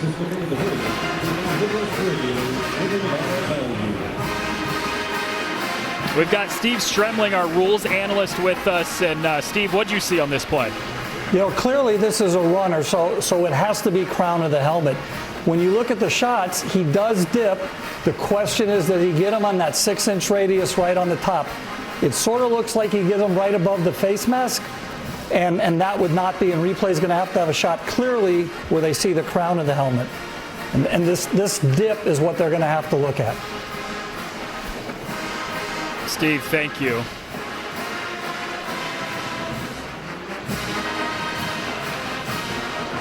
You just heard Steve say the dip right there of Dye's helmet is what they'll be looking at. Yeah. And to me, it looks like it's crown. And you heard him talk about that 6-inch circle, and that basically covers pretty much all the way to the face mask, barely misses the face mask. I think this is going to be a quick review, and I think it's going to be a targeting call. And if it is, since it's the second half, Devin Dye would be out for the entire first half of Kansas's next game. After further review, it was reviewed that there was a foul for targeting by Kansas number 11. He is disqualified for the remainder of the game. 15-yard penalty from the end of the run. Automatic first down. Well, there you have it. Devin Dye is ejected for targeting on that hit of Sincere Bowers. Each team has lost one guy on defense due to targeting this evening. Yeah, and again, you hear a lot of people like to talk about a lot of things, especially online. But you hear people complain about that targeting rule and you're taking the physicality out of the game, but this is as much for the safety of defenders. You think about Ryan Shazier, a number of players that have been injured because they've had contact with their head down. Markiel zips it to the sideline. Grayson Barnes, the tight end, hauls it in.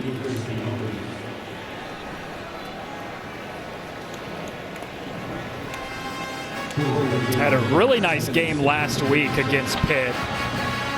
5 catches, 58 yards, and a touchdown in the backyard brawl, did Barnes. Fake the handoff, lofts it down the near sideline. I think there's miscommunication because Cam Vaughn did not know the ball was heading his way. Yeah, that's one where route probably adjusts based on the coverage, and wide receiver sees it one way and doesn't make the adjustment that the quarterback is expecting. Ball ends up just landing on air. Over the middle, it's intercepted. Trey Lathan, the former West Virginia Mountaineer, with an interception off his former quarterback. And Trey Lathan, probably seen this in practice a number of times. And if you're a quarterback that stares down your wide receivers, you're going to be staring at defenders taking that ball the other way. And that's exactly what Nico Marchiol does. Watch his eyes at the start here. And Lathan's going to be reading those eyes the whole way. Baiting. He knows exactly what's coming. Makes the pick and almost gets it back for 6 against his former team.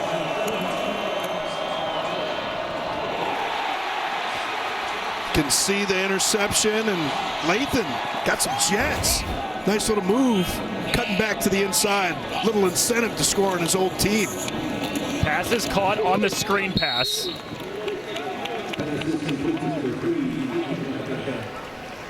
It's Keaton Kabeka with the catch, the redshirt sophomore from Austin, Texas, his first of the day.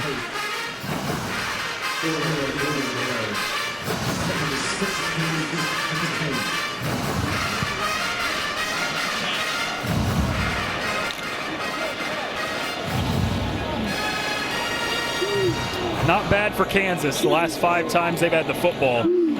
Pair of field goals, pair of touchdowns. 24 straight points to open this game up. Harry Stewart with a cut up the middle, down to the 6-yard line. Brings up 3rd and short for the Jayhawks. Boy, and this is that time of the game where it's gut check time, right? In the West Virginia defense. Get that quick change, a little demoralized. The offense has been moving on you. We talk about establishing culture as a program with Rich Rod. This is where it shows itself.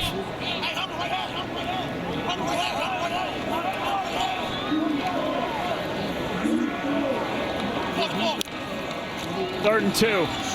Stewart again bouncing off tacklers. He's inside the 5. He's going to have enough for the first down, I believe. He'll be right at the line. Oh, 4th down. About a half a yard to get. Some big bodies substituting for West Virginia, expecting a run. This is where Jalen Daniels' legs can come into play. It's Williams. He got stacked up at the 5. West Virginia's defense got the stand. Asani Redwood leading the charge for the Mountaineers. That's what you want to see from your defense. Talked about that quick change situation. This is Mountaineer pride. Getting a stop on 4th down. The Mountaineers are down 34-3, but they're going to get the ball when we get back because of that stand on 4th down. Back for West Virginia, and on his first snap of the day, he carries it out to the 12. They told us, Robert, that they were repping 5 quarterbacks all week in practice, have been through the majority of the season. It's just the second one that we've seen, though, in Henderson. Yeah, Nico Marchiol, I think if you look at the film and when they analyze the film, it wasn't necessarily a lot of bad plays by him. Tyler Jacklich, his first carry, he gets upended near the line to gain, and it is enough for a first down. So I think that they wanted to get him as many live reps as they could, but also makes sense, especially in this day and age with mobile quarterbacks. Always good to have your backup ready to take some snaps. Holds on to it. Curling left side, stretches to the edge, and he is shy of the 25. Another 6-yard pickup for Henderson. Nothing fancy here. Little action, a little misdirection, as you want to see with a rich rod offense. Just turns on the jets. Jacklich out across the 25. They said with Jalen Henderson, he's a redshirt senior. He's an older guy. He knows how to operate. Said there's kind of some younger guys, some older guys in that quarterback room, and he said that's the one thing about Jalen Henderson that he's got a leg up on most people is the knowledge and the concepts of being a little bit older.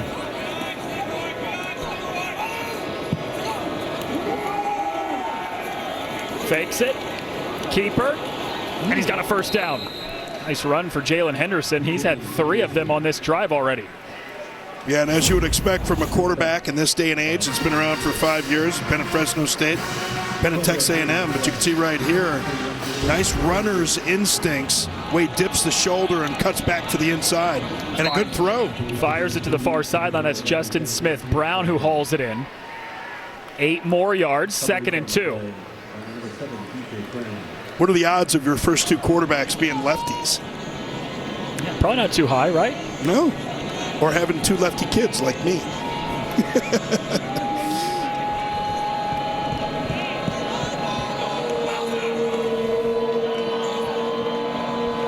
Henderson's first drive tonight, and the Mountaineers are starting to move the football. It's Jacklich, no gain. Well, stacking it up, and I expect try and get Jalen Henderson on the edge here with some sort of run-pass option to the field.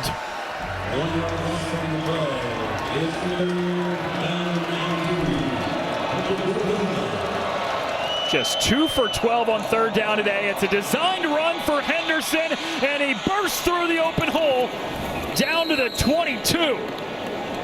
Give him 33 yards. It's been a lot of the legs of Jalen Henderson on this drive.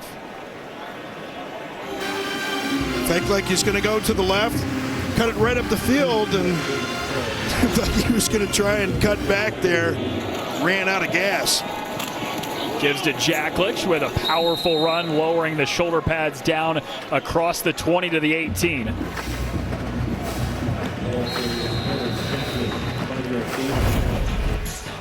Into the third quarter from Lawrence, and it's all smiles for the Jayhawks, who have scored 24 straight and taken a 30. Henderson, who just entered the game on this drive as quarterback, has made a really big impact, Robert. Yeah, he certainly has, and running quarterbacks change the numbers equation for offenses. And, of course, about 20 years ago, there was a guy named Pat White running the football for this West Virginia Mountaineer offense run by Rich Rod.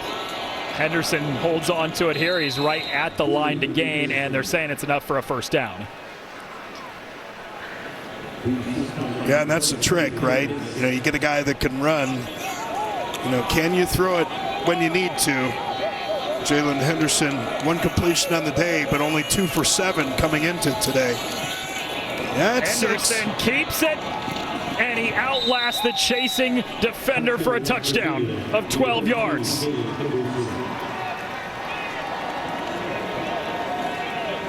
What a drive for Jalen Henderson coming into the game for the first time. Action here. A lot of times you get that tight end or that wide receiver coming across on the formation, and that was Ryan Ward. Sometimes they'll release to the flat, but he ends up being a lead blocker, and that's where they can mess with the numbers. You don't get enough bodies to the point of attack.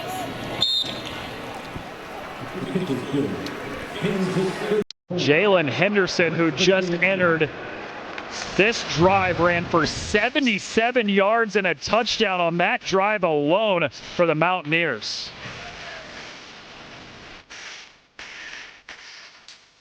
Your quarterback like that, he's got those kind of legs, might as well use him at this point in the game.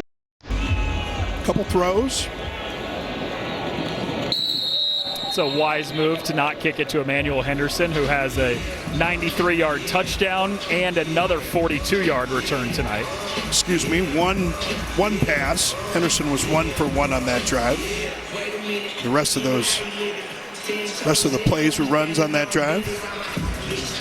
Ran for 77, passed for 8.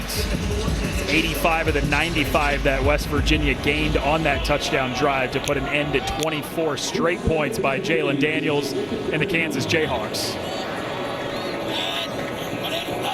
Yeah, and expect this to be the last drive we see Jalen Daniels in the game. Really not much to prove at this point. One thing that we haven't seen is Daniel Highshaw since that opening drive for Kansas. The starting running back for the Jayhawks ran it a couple times on that first drive, but since then has not played. And obviously at this point you're not going to bring him back, but something I'm sure Jayhawk fans will be monitoring in the week to come. Yeah, and I shouldn't act like this game is over. Certainly not. 24 points. It's technically 3 scores. Play action to Thompson. Daniels has time, lost it down the sideline. It's incomplete, looking for Carson Brune. Man, and how many times have we seen the overthrow from Jalen Daniels? And Brune is going to be breaking on that corner route. A little bit of pressure, changes the arm angle maybe slightly for Jalen Daniels. He got knocked down, but I think good no call there on a late hit. But we've seen him just a little bit erratic with his throws. A little bit high for a stretch in the game and then a little bit low. Third down, looks to throw, zips it in there for a first down. It's Emmanuel Henderson with the catch and the conversion. 10 yards. Emmanuel Henderson, who had the kick return touchdown, runs an excellent route, works his way back to the quarterback. Look at those. He turned a little bit early on that one. You'd like to see him get to his depth before he turns all the way around, but great anticipation from Jalen Daniels getting that ball on its way before Henderson's even out of the break and almost caught it for him. Can't drop that one. Williams, stiff arm, slides away from one. What a cut. Oh, stutter step. Williams still on his feet. Sean Williams for a Kansas touchdown. 60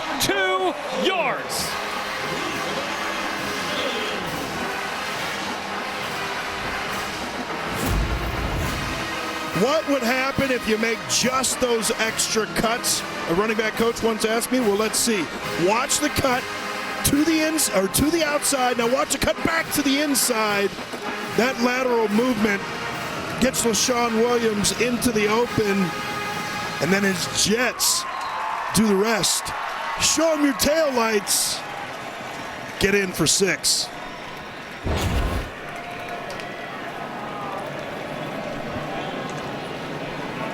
First 100-yard rushing game of the season for LaShawn Williams. He had 3 of them 2 years ago at Iowa when he was an all Big Ten running back. But what a day it's been for him to transfer in after 5 years at Iowa. They brought him in here, said it was vital to get him to be able to allow Daniel Highshaw to take a break. But with Highshaw not seeing the field since the first drive, it has been heavy usage for LaShawn Williams tonight.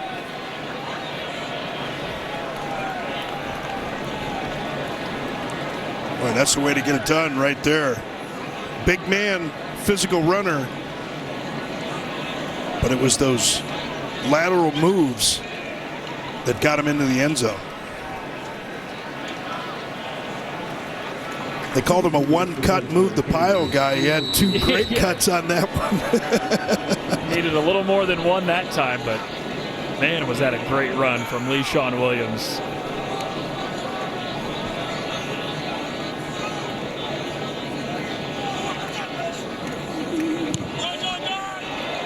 The lead is quickly back up to 31 for Kansas.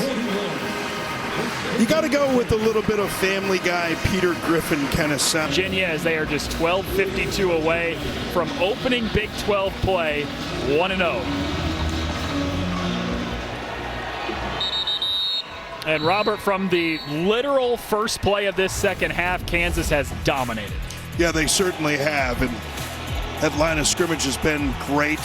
But the athleticism and those extra moves, and then the finish at the tape right there from Henderson. The interception by the former Mountaineer linebacker Lathan. Touchdown from Gruen. And this amazing run from LaShawn Williams. They called him one cut and go, but he was 2 cuts and go. His 4th career 100-yard rushing game. He's at 129 now.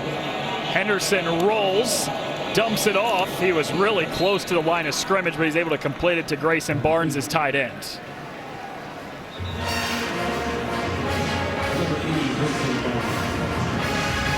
Yeah, and as much as Mountaineer fans enjoyed seeing the legs of Jalen Henderson on that last drive, 77 yards rushing on that drive, they're going to want to see him make some throws here. He hands it off to Tyler Jacklich, who is swung to the ground. It is a first down, though, for West Virginia.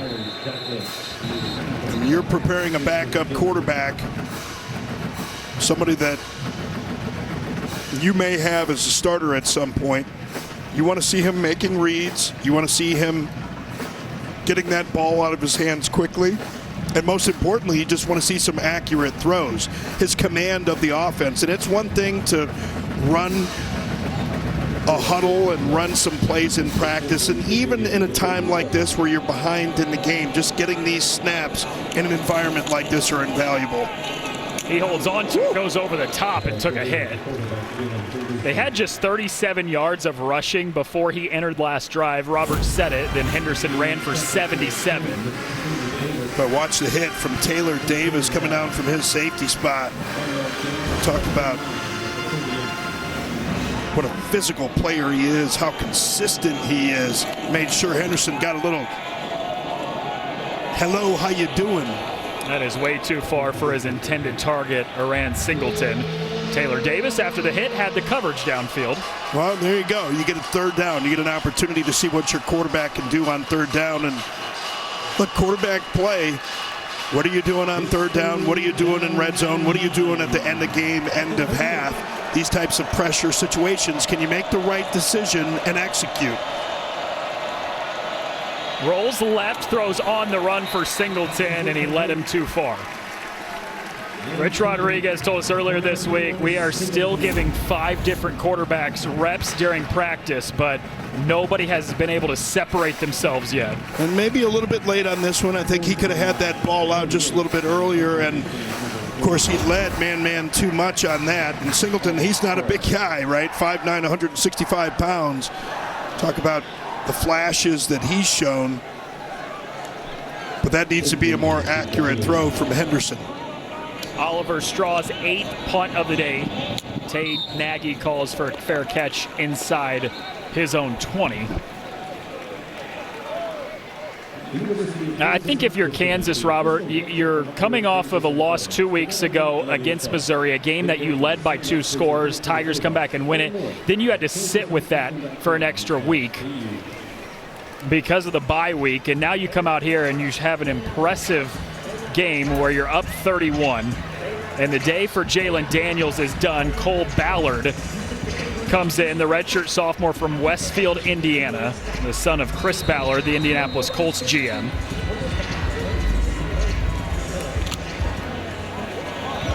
Something you know a little bit about in that Indy area. Go Colts. Indiana Jones and the Colts off to a good start this year, 2-0. He hands the football off to Harry Stewart, who made a cut upfield down to the 25 for 8 yards. Like Nick Taylor comes up. You talk about him being one of those emergent players on that defense. He had been over at App State, and he comes in. And again, you know, with the score this way, kind of out of hand, 31 points, kind of late. But you want to see the way that these guys play. You talk about, you know, getting your best stuff on film. You know, football is just not the kind of game where you can relax, right? That's how people get hurt. But you love to see the energy from this West Virginia defense at a time like this. Ballard, quick pass on the screen. That's hauled in by Bryson Canty, and he's got the first down for the Jayhawks. And I think the same goes what you're just talking about, quarterbacks for West Virginia. It's the same on the Kansas side. You know Jalen Daniels is gone after this year, the 6th-year quarterback. Absolutely. This is an opportunity to see what you can get from Cole Ballard. Yeah, and I'm sure Jayhawks fans are like, yeah, give it to us all day long. Give us some garbage time to develop our quarterbacks. It's good for us. And just want to go back to the point, you know, staring out at this beautiful stadium and thinking about the way that this Kansas football program has evolved and improved. It's really great to see. Designed run for Ballard. Patient run as he's down to the 37 for 5 yards. I mean, you're talking about a half a decade ago, a team that didn't win a game. And now all of a sudden Lance Leipold comes in and has really allowed this program to take off. They were ranked in the top 25 to end the season in 2022. Had a down year last year, a lot of injuries that didn't help the cause there, but Kansas feels they are right back on track this year. And it was just one of those stories with Leipold at Wisconsin Whitewater and then at Buffalo and then coming here. It's really cool to, you know, have a guy that had won the right way in so many places, be able to come in and be a part of this kind of turnaround in a program. And, you know, I think that, you know, they're just guys that you could just tell love coaching. And Jim Zabrowski, the offensive coordinator, was talking about that. You know, he remembers, you know, being a high school coach, and that's what Lance Leipold said about Zabrowski. He said, you know, he would coach anywhere. And he said, I love being an offensive, or I love being a coach in high school because, like, you know, you just take what you get and you make the most out of it. But you just tell they just love their players and they love coaching and teaching. Ballard into one-on-one coverage, throws it behind Keaton Quebeca. Incomplete. You saw the numbers there before that last play on Lance Leipold. The previous 6 seasons before he showed up in Lawrence, they won a total of 9 games. Then he comes here, and in the last 5, he's led them to 25 wins. Was a powerhouse at Division III Wisconsin Whitewater, where he won as many national titles as games lost. 109-6 over 8 seasons with 6 national titles. That's ridiculous. Yeah, that is crazy.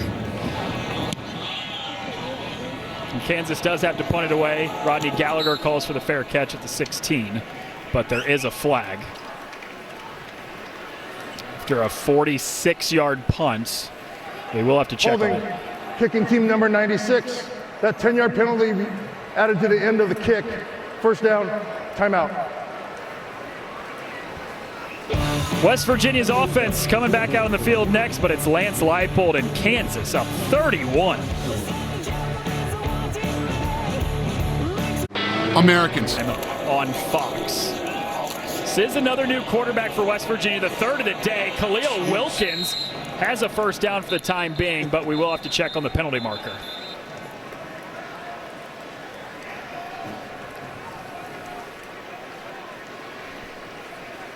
Boy, Rich Rod gave us a lowdown on all these guys. Yeah. He wasn't lying about Wilkins. He said he could really scoot. Holding, defense number 97. 10-yard penalty, first down. 23-yard run for Wilkins on the first time he touches the ball tonight, plus the penalty, and that has West Virginia right near midfield. Redshirt freshman from Washington, D.C., who ran it a couple times in the dominant win over Wagner back in week 1, or rather Robert Morris.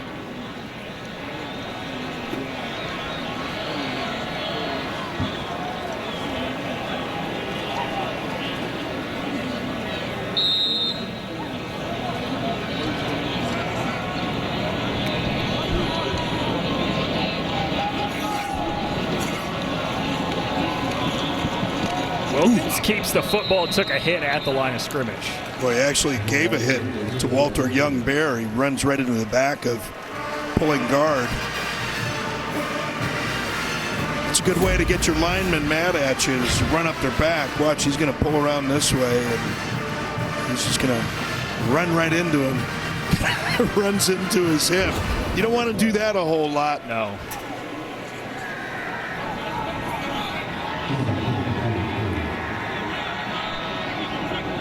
Well, everybody moved. I think Wilkins was expecting the snap a little sooner. Offense number 54, 5-yard penalty, second down. Maybe. And this is what you want to see, though, right? This is why you get those young quarterbacks in there. You get those live reps. And the most important part, or one of the most important parts of being a quarterback, is that leadership role. You know, the times that you are actually huddling, or anytime they're listening to you, you got 10 other guys waiting to know that you have the confidence to tell them what they need to do. It's Wilkins again, who sheds a tackler, picks up 2. Rich Rod told us this week too, and he said, hey, we are repping 5 quarterbacks during practices. I'm not trying to be coy with you either. Like, we really are repping all 5 quarterbacks, and you probably will see multiple ones in the game Saturday, and Wilkins is the 3rd different quarterback we've seen for the Mountaineers. Rich Rod's he's a true national treasure. He's been the same guy for a long time. I remember interviewing him. He was at the University of Michigan, and I somehow was able to walk onto that campus and into his office without catching on fire or any kind of crazy stuff. It's Wilkins again, stays up on his feet, and then he gets tackled from behind about 2 yards shy of the line to gain. It's 12. It brings up 4th down. Well, it's not just the speed. He kind of runs through some tackles, too. And talk about just a redshirt freshman. You know, he's going to fill out, get a better command of the offense. He looks very poised out there right now. 4th and 2. Hands it off. Tyler Jackledge has a seam. He's twisted down. Football came out. Kansas says they have it, and they do. Ruling on the field. Blake Harrell with the fumble recovery for Kansas. Boy, defenses are just so good, and you're supposed to get 2 hands on it in traffic. I think someone just comes in and takes a swipe at the ball, you can't relax at the end of these runs, and he does. He only has one hand in there, and actually, I think Jalen Dye is going in there for the tackle and just kind of punches the ball out. Get that peanut punch. And those guys see that so many times on film. Work just like that. So when they go in to make those tackles, go ahead and try and knock that thing loose. But you have to know, as a ball carrier, when you're going into contact, especially with multiple defenders, you got to get that second arm over the ball. Ballard, it's a quarterback keeper. Stiff arms a defender, throws him to the ground. His teammates, Kansas teammates, loving that, right?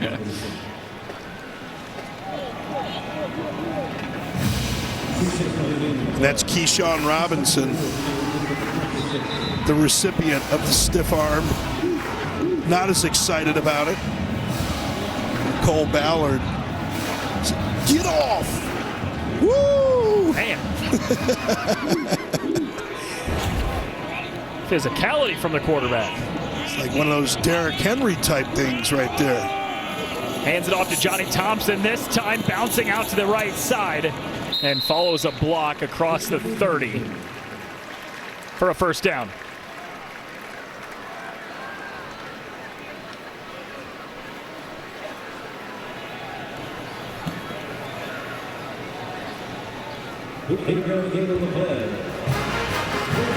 Kansas had a game that they felt got away from them 2 weeks ago against Missouri. Jumped out to a 21-6 lead early. Tigers came back and actually won that game by double digits. Kansas played nowhere near their best football. They had an opportunity by taking such a big lead early that they let up. Thompson clipped down at the 39. And a lot of times, too, when you sit on that for an extra week, you've got a bye week, you wonder how you come out. Well, Kansas came out in great form today. As you take a look at their schedule coming up, they've got another one here at home against Cincinnati coming up, then on the road twice, including at Texas Tech on October 11th. So the Red Raiders got a big win today against Utah before coming back home for two more against Kansas State and Oklahoma State. Yeah, and a lot of people coming into the season talking about how wide open the Big 12 looked. Any one of 6, 7 teams really with a shot to win it. I think that's certainly the case now. Was that a flop? Was that? Oh my goodness. That's flop's going to win a Razzie right there. That's World Cup soccer worthy flop. We have to get another look at that one.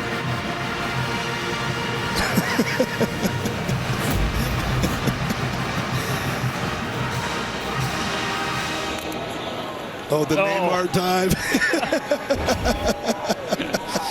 a little late on the flop, too. Could have sold it by going a little earlier. Give to Thompson.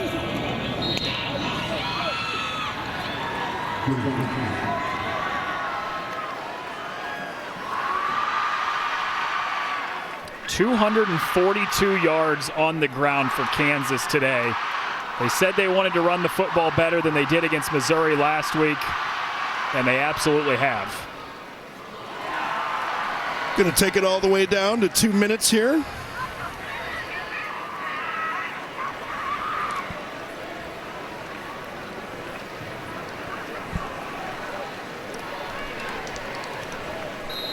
This is the 2-minute timeout. Well, we're here in Lawrence. The Jayhawks up 41-10. Oh my goodness, the rubber band man. The rubber band man, the spinners. Wow, Jayhawks have it when we get back. Sunday on Fox, the Rams take games in your area only on Fox. Philadelphia Eagles off to a good start, 2-0. They already had the Super Bowl rematch win last week. Now they got another playoff rematch against the Eagles. Finn Lappin on to punt it away. Gallagher the fair catch near the 12, and that's where West Virginia's offense will start this drive after a 48-yard punt. Yeah, we were talking about Rich Rodriguez and his offense. You called him a national treasure. And I thought it was kind of cool. The Kansas defensive coordinator, DK McDonald, said there's 3 guys who have really revolutionized modern-day college football. He said Mike Leach, Urban Meyer, and Rich Rod. Yeah, no question about it. And, Rich Rod told us a story when he was at Glenville State, and they created essentially what became the run-pass option. I remember when he was at Michigan with Shoelace, Denard Robinson running a form of that. And, varying stories. I think when Urban Meyer was at Bowling Green, or maybe when he was in Utah, they were talking about accidentally creating it on their own. Like maybe it's like calculus. It was invented by 2 people almost simultaneously.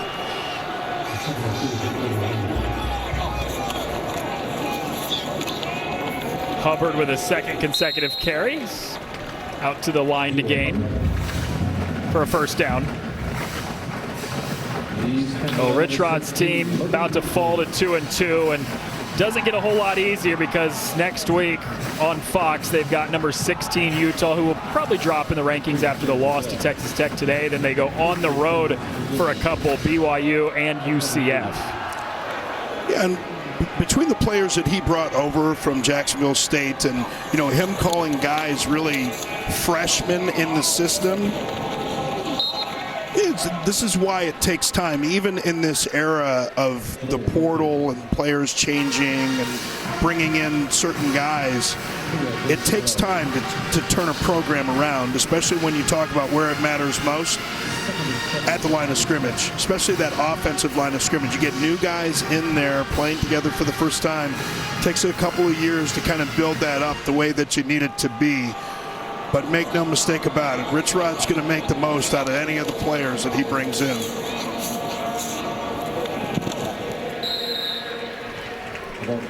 Oh, what a dominant day for Kansas.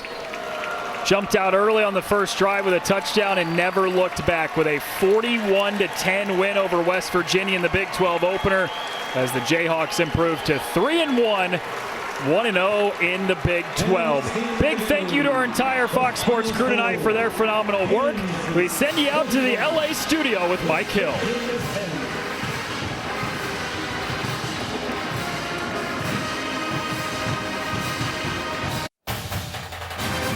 Welcome to FS1.